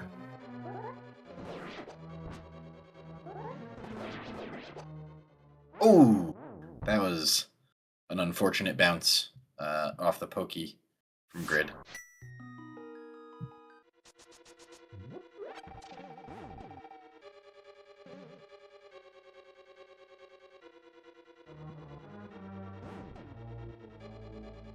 Oh, there we saw one of the kind of weird things that can happen on that platform there from DFS as well. Got kind of flung off to the side if you don't like hit the right bit of the slope.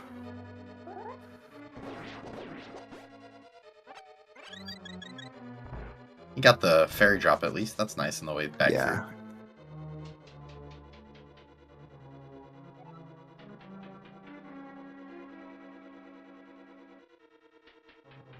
Taking a breather for a second there.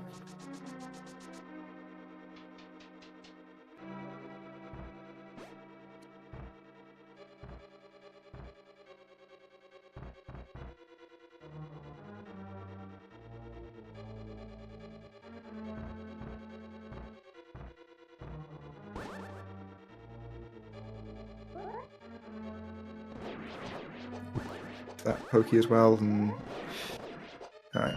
Good recovery. Did he get a poke on that pokey instead of a spin, and that's why that happened? Yeah. And pokies are so weird in terms of like how they take damage. Yeah, I just kind of hit them until they die at this point. Like, I think they took a spin or whatever, but they didn't, so... I don't know, we just hit him again.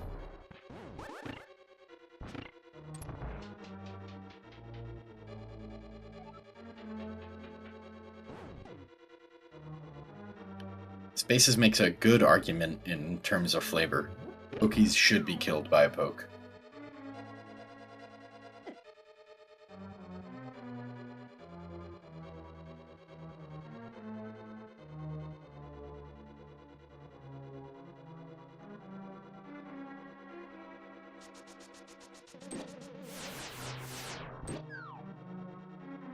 Yeah, I don't blame Grid for turning around to knock that mini Helma off the platform there, just so he's not annoying later. Okay, we're fine. Yeah, so DFS also poked that pokey, he didn't get the kill, but luckily it was just on the peg, so had iframes and could wait out the chaos and then grab the fairy that had dropped. That room is gets out of hand really quickly when it doesn't go like on script or whatever.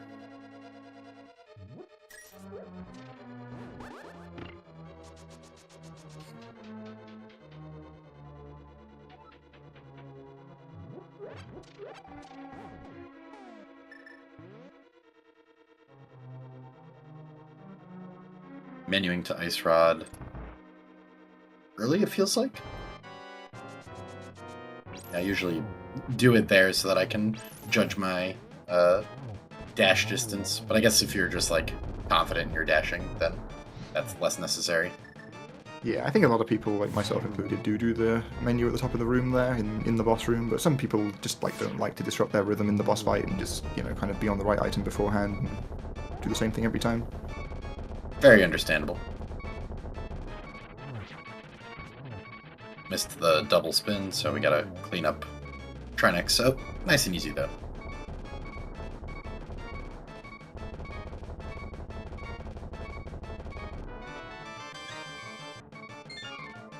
DFS in some trouble in this room, I think, with only one heart and the fire bars. Yeah, they're going to have to make use of some hookshot iframes there. Did he even hit the switch there?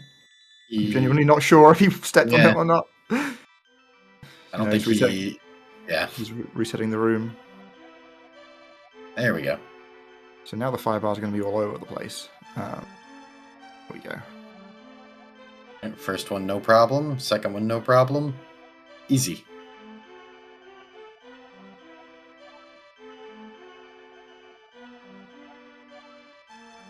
If he wants, he could technically fake powder in the room before Trinix, because you get there's the full magic in Trinix's room anyways.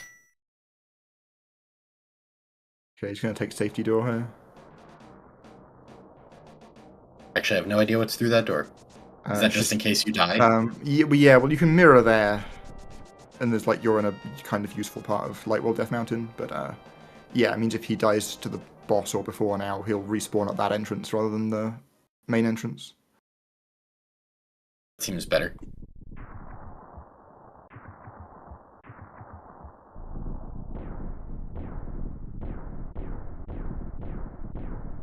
That door actually comes up in randomizer a lot as well, because like somewhat often you find yourself doing Turtle Rock in randomizer without the ice rod, like looking for the ice rod. So if you don't find the ice rod in the dungeon, you can then like mirror out from there and leave your portal on the mountain and come back to that portal afterwards when you've got the ice rod. Does Ice Rod have a use other than killing Trinex? No. It okay. locks precisely one location in the randomizer, and it is the Trinex boss. I mean, you know, you can use it to like fight certain enemies and stuff like that. Sure, you can farm magic with it. Yeah, but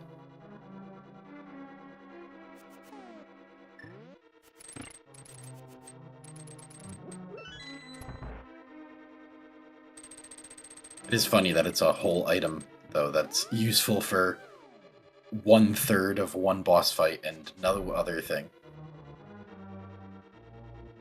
can't believe people in chat are calling current any % RMG a meme. Best category in the game. RMG is really major glitches instead of none?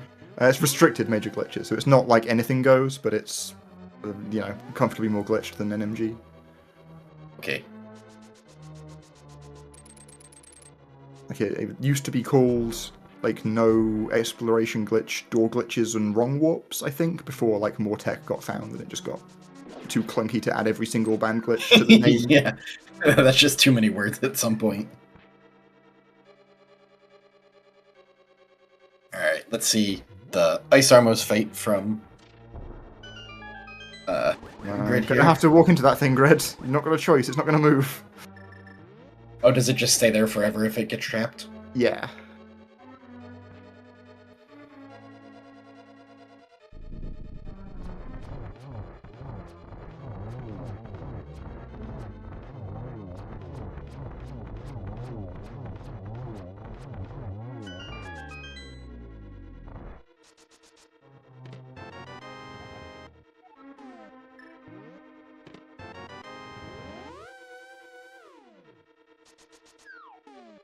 Seeing a mirror from DFS, so he does remember at least that he needs to go do Ice Palace. Alright, so he's still up for the fight here. I did wonder if he might just clip into GT and kind of concede defeat and complete the run illegally, but he is going to still play on as if it's a race, which is fair enough.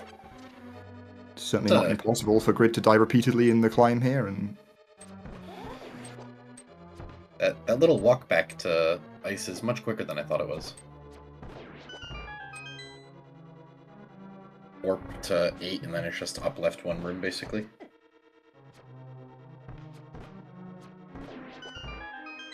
Oh yes, Bleepy's saying that we got the extra Zelda text, so he knows he has to go to Ice Palace. I do not know if that was the thing that queued him in or not, but I forgot that. You get an extra text box from Zelda in the last dungeon you beat.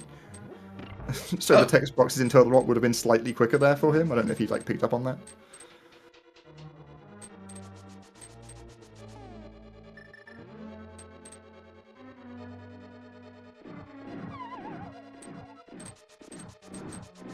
Oh, that was intentional. Okay. I was really curious what happened. Grid just yeeting off the edge there, but I guess if he's just going to get the fairies anyways to recover all of his HP. Yeah, if you don't do a fast strat in that room, I think it is actually just faster to walk into the pit and then dash.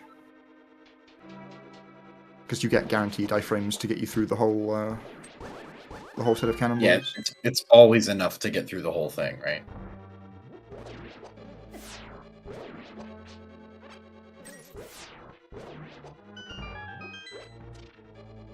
Gauntlet 2 is the worst. I hate that room. The rest of the Gauntlet is fine. Gauntlet 2, that room sucks. It's an interesting one to hate.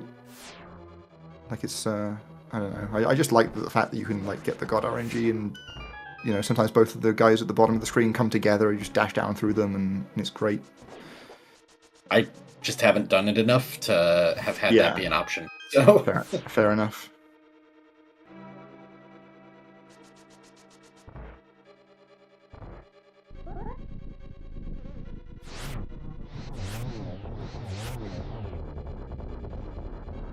Almost the one cycle.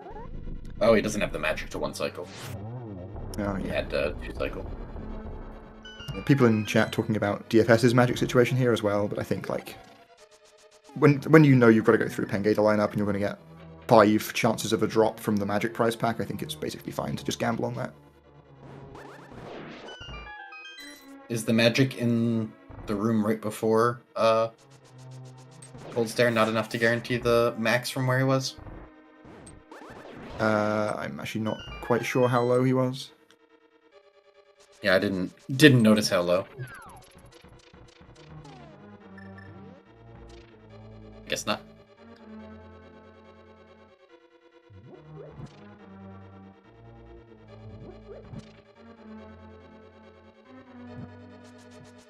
I did see DFS was practicing this fight before the race. So, yeah, nice and quick. Not quite the quick kill, but a fairly quick fight.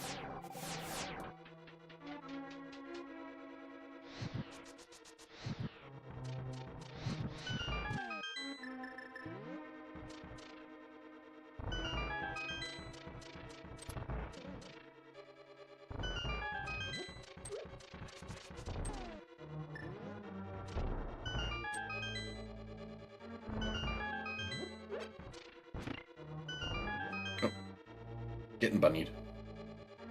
Unfortunate. Oh no. Anti-Fairy's now giving him the run around too. At least there's the guaranteed full magic right there. There we go, yeah.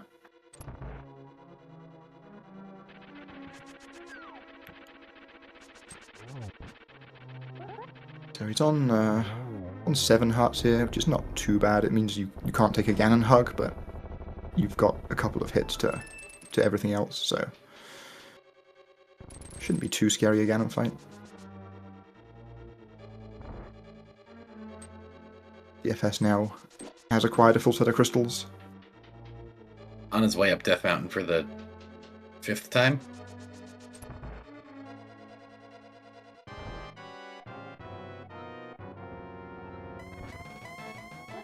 Through the worst room, at least.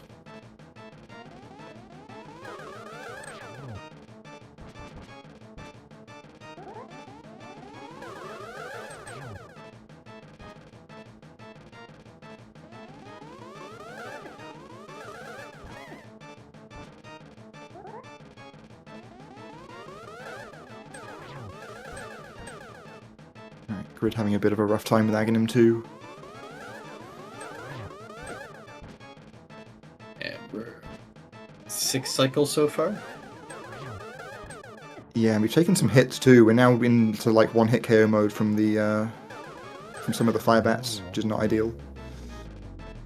Do some of the fire bats do 4 hearts? Yeah, like the ones during like the first phase where he's doing fire bats do 4. The ones in like the final phase of the fight do 2, I think.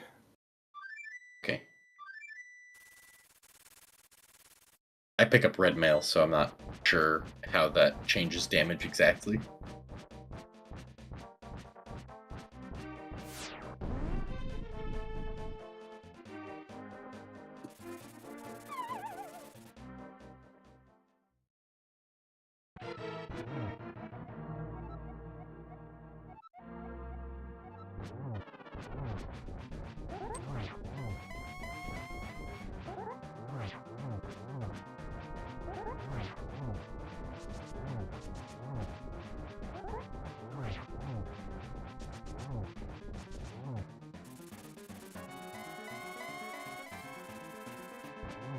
Did we? Oh, we did. We got the 1-in-1. Nice.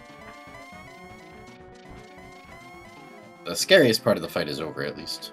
Yeah, so now he can take a hit to the current bats, at least, so just got to Ganon concentrate being- on hitting Torch Glitch and then should be plain sailing. Ganon just wants to warp around a little bit first. I don't think we had the sword charge in time for the spin. No, not No. quite.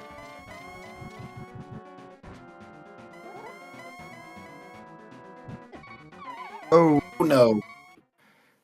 Oh.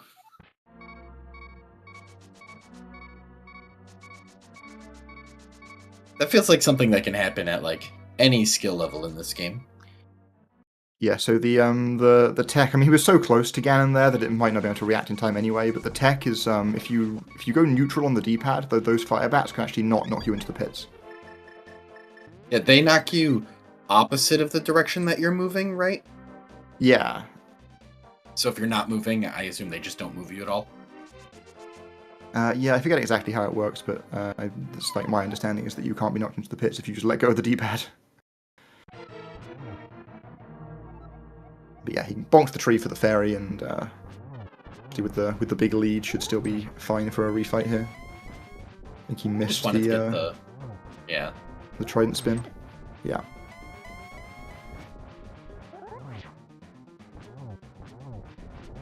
So we're going to get the awkward middle of the top for this phase, so might be a 2 and 2 here. Half a heart. That's terrifying.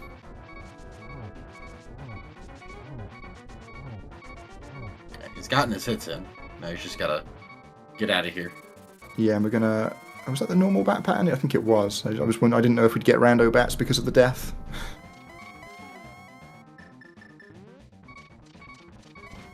I only kind of understand that the bats are on a set pattern based on your time in the Ice Armos fight, but yeah, it's because of there's basically one variable in the game that controls everything that sort of goes around in a circle. So the Ice Armos do that, but if you get them into if you don't kill them before they go into a second phase of doing that, I think is when it starts to then change what that variable is. Oh, so you can spend a lot of time there before that really screws it up. I think so. It may not be quite that long, but certainly that is where the arc variable sets last before the Ganon fight itself.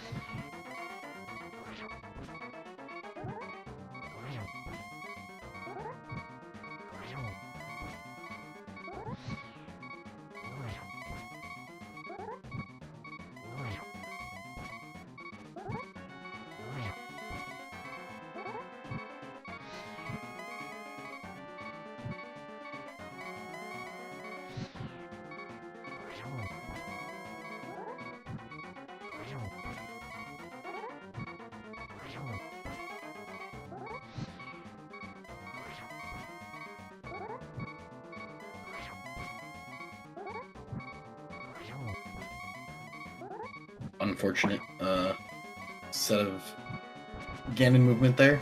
Yeah, I don't know how close Ganon is to death here, but Grid was obviously brave enough to use the last of his magic there, so hopefully it's close. Yeah, there we go. Yeah. he had confidence.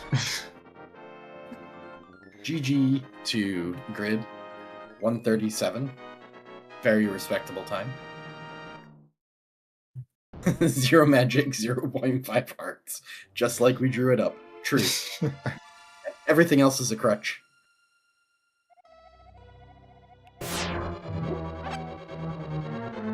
And honestly, big respect to DFS for finishing out the run. It can be really hard to convince yourself to actually do that when a run goes off the rails as bad as it did.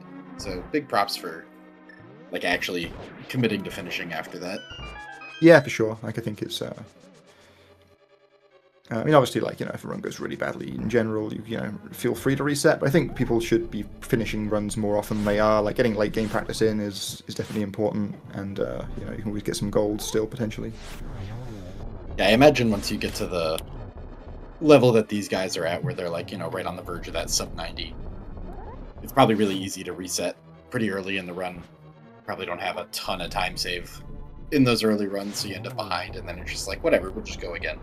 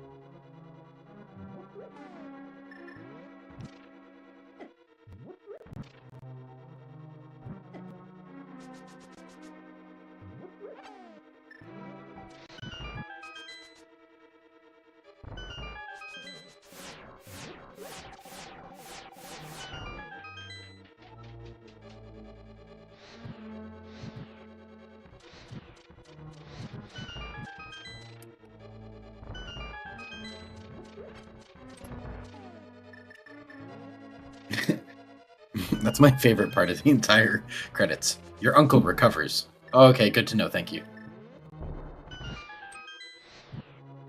Haven't thought about that guy in a while, but I'm glad that he's okay. Yeah, like we don't really see him after like a minute into the speedrun. Yeah. Definitely kind of just assumed he got buried off screen. Yeah, I definitely did not know he wasn't just dead. I thought you took the sword and shield off his dead body. And baseball, in this economy, you would also shout your house if you had a house, right? So I don't blame Link for being excited. Do you think Link was like hoping to inherit that house? Is he disappointed that his uncle is alive? It's kind of dark, Link. What's wrong with you, man? Come on.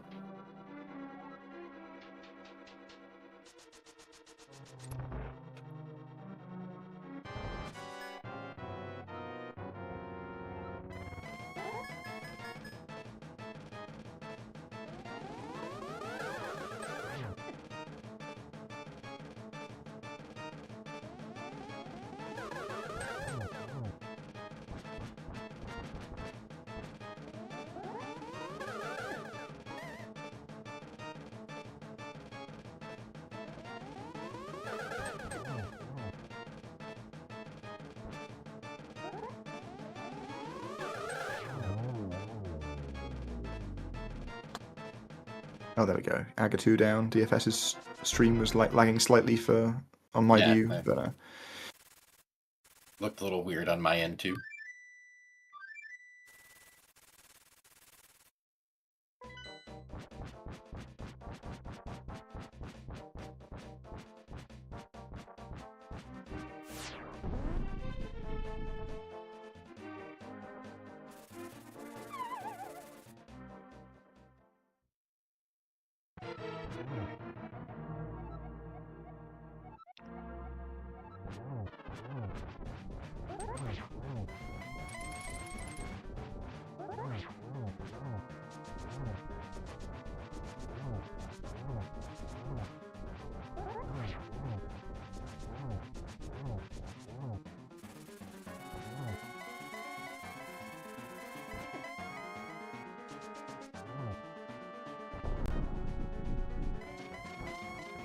Nice clean start to the Ganon fight for DFS. Oh. Looked like he teleported across the screen to hit Ganon on that one for me. I don't know if that was just a little bit of lag on my end or something. Yeah, I think it's DFS's stream is still being a little bit awkward. Still getting the broad strokes of what's going on here. Ooh, a little bit of a pause there for a second on the fire for the torch glitch. But got it anyways, no problem.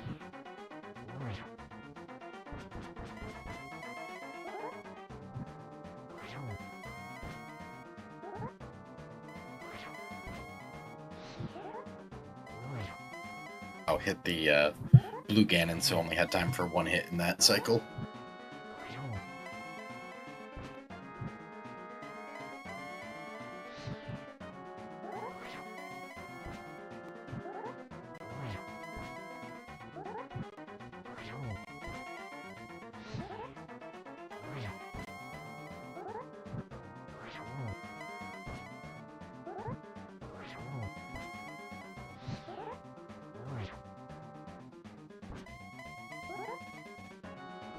Oh, Ganon. And that's a GG for DFS 2. Nice run, gentlemen.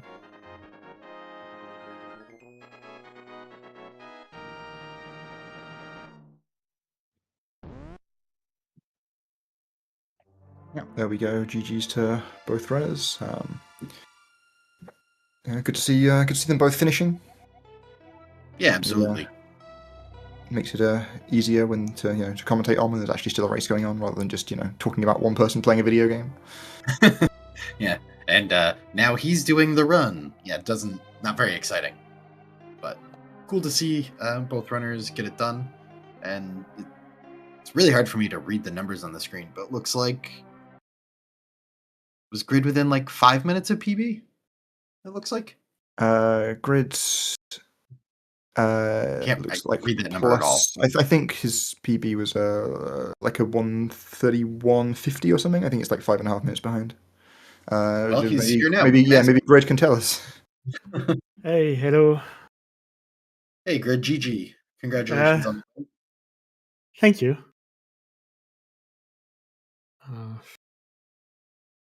Well, I guess it's not that as bad as I was expecting, but this Gun Fall makes me feel a little disappointed. I should have been more cautious about the fight, but yeah, I guess I got pretty good splits and other ones that was not very good. So Yeah, I mean, looking at your splits there, you saved a lot of time in Hera. That looks like a pretty good one. oh yeah, my pod, Thieves Town, and Meyer were very good for my standards, of course.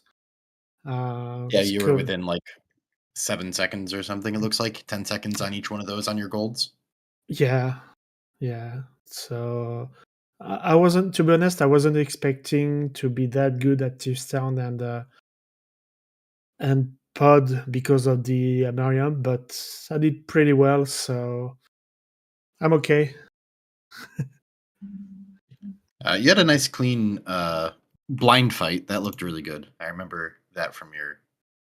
Oh yeah, I was really scared because what happened to Drunk, it happened to me so much time, and when I saw his death, I was I know what it feels to die on blind, because even if it's an in theory an easy fight, uh, when you play, if it's going wrong, that's very hard to come back and finish it. Yeah, looks Yeah, like DFS especially. has joined us too. Sorry, it's commiserations, DFS.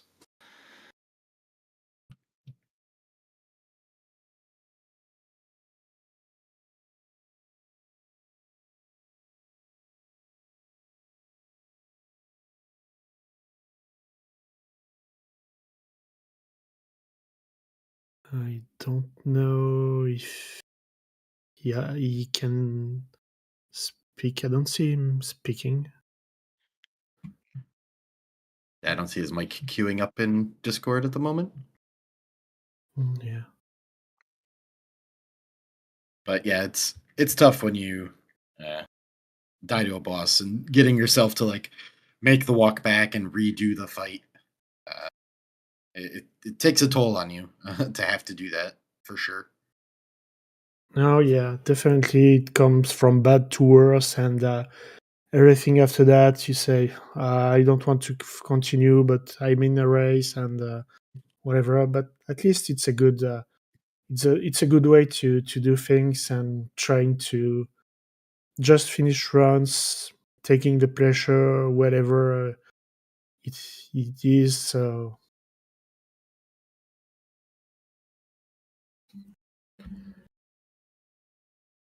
It looks like he's trying to troubleshoot his Discord. I see him muting and unmuting himself a couple of times here. It does not appear to be fixing itself. yeah. But yeah, otherwise I was really happy about a lot of my splits, because I was watching my splits and running against that was my first race against my PB, and I'm kind of happy, but there's some things I really have to improve or anything, and that's the thing I have to do. When did you hit that PB? Was that a recent time? Yeah, that was last week during the very last race of the mentor program. Oh, that's a cool time to do it.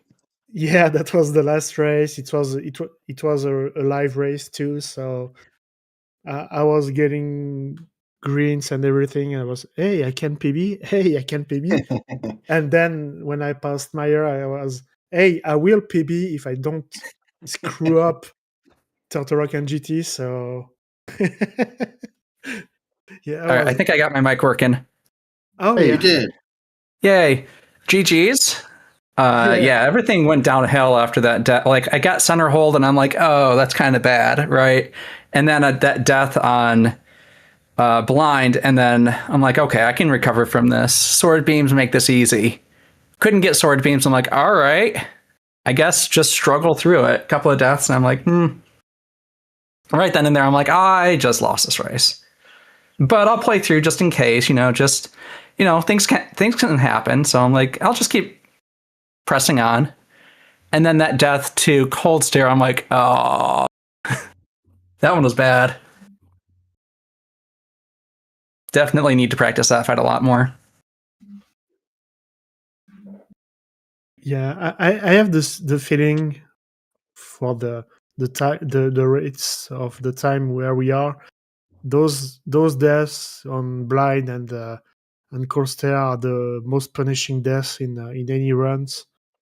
Well, of course, there's Trinex, but you die on Trinex, you just want to finish the run. You die on blind or on Corsair, you're saying to yourself, "Screw it! I don't want to finish the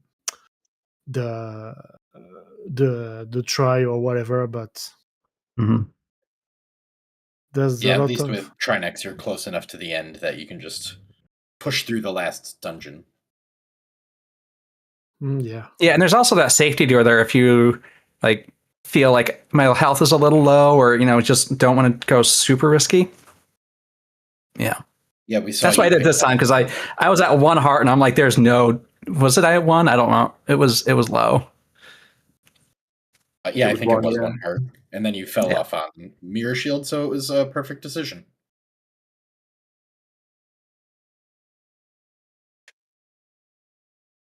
It was actually, we noticed Grid finished the Ganon fight with 0 magic and 1/2 of 1 heart left. So Ooh. didn't leave anything on the table. Oh yeah. Yeah, you can't. I saw in chat you can't take it with you. I'm like, that's true. Yeah, I really wasn't happy about both of my fights on Ganon, and I just want to finish. And when I saw my magic counter, I was, ew. If I don't finish this fight right now, I will have big issues. And I did the last hit. He exploded, and I was okay. Now I can finish. I'm happy. I didn't Yeah, you mess can it breathe all. again. Yes. So yeah, but I really have to, as DFS said, I really have to work on a few things that don't work too very well. I still can improve a lot of things, but at least that was a good experience to do a live race. That was my first league match, so I'm really happy to be restreamed. Thank you, everyone, of course, and to do this because that was very interesting. Oh, and I have to call this out. Somebody said that there's some donations happening for bird tosses, so I had to make sure I got that in. Important. That's very important. the most important thing to make happen. Get your bird toss in, and for future runs, any PBs I believe are also a donation. So we're all fighting for not only points, but to get that money donated to, I want to say, the Malaria Foundation. Yeah, I think that's right for the PB thing for this season. Oh, so I will try to PB. now you have a reason to PB. That makes sense. Yeah. Yeah, that's right. So it's Malaria Consortium for the PB fund, and then obviously charity of winner's choice for the prizes.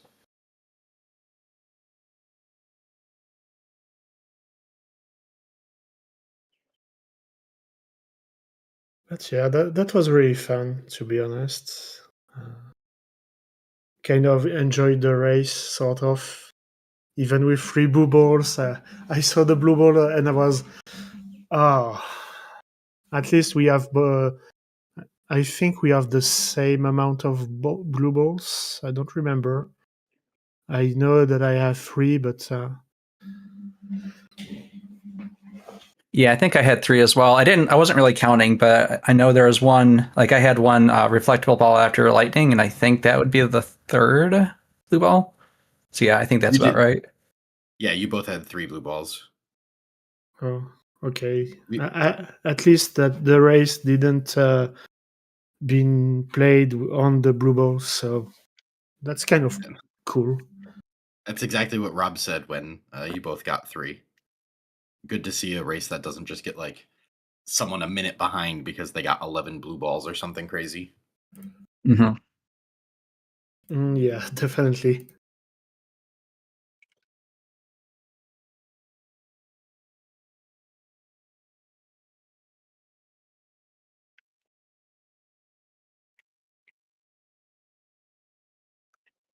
Oh, DFS. Well, I presume you just forgot about going back to kill Cold Stare when you reclimbed for Turtle Rock. No, what I did, I was looking for bombs along the way.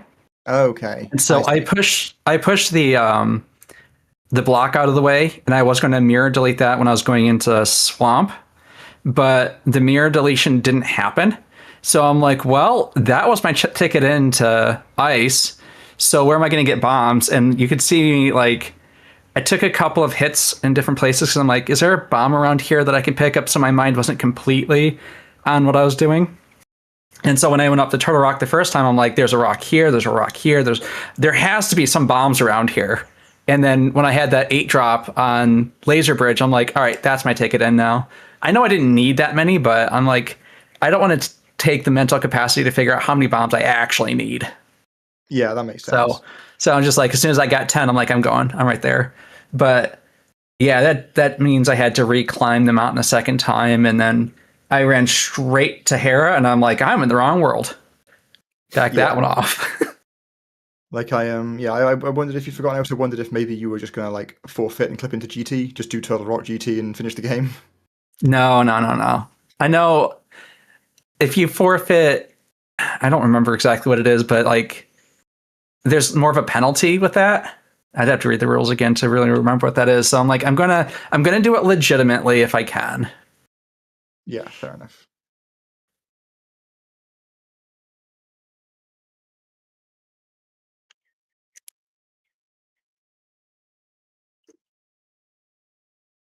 All right. Any final thoughts from you two? Thank you so much for the restream and the comms, and thank you all. Thank you for the race. That was fun. Yeah, thanks again for the restream and everything. Thank you, DFS, for the easy scheduling, because as we are not on the same time zone, I know that it could be painful, but that was easy, and thanks again for that, and everything, and good luck for your next races. Good luck to you as well. All right. Thanks to both of you for running today. Thanks to my co-commentator Audio Blood. Thanks to Baseball and the whole ZeldaSpeedRuns team for setting up this restream. Yeah, thanks again, guys, for being on the restream. It's always fun to be able to watch some people run. Okay. I think that's my cue to wrap it up. Thanks everyone for watching. This was fun as usual. We do have another NMG race happening tonight in about 2 hours. I think that's Matt versus Relkin, 9 p.m. Eastern. That will be restreamed right here on ZSR. So come back for that. Yay. In the meantime, I am sending y'all over to, I think we're going to go see Meowski, who is literally doing an NMG run, so kind of appropriate. But yeah, that's going to do it. Join us in 2 hours for the next one. And I'll see you then. Bye.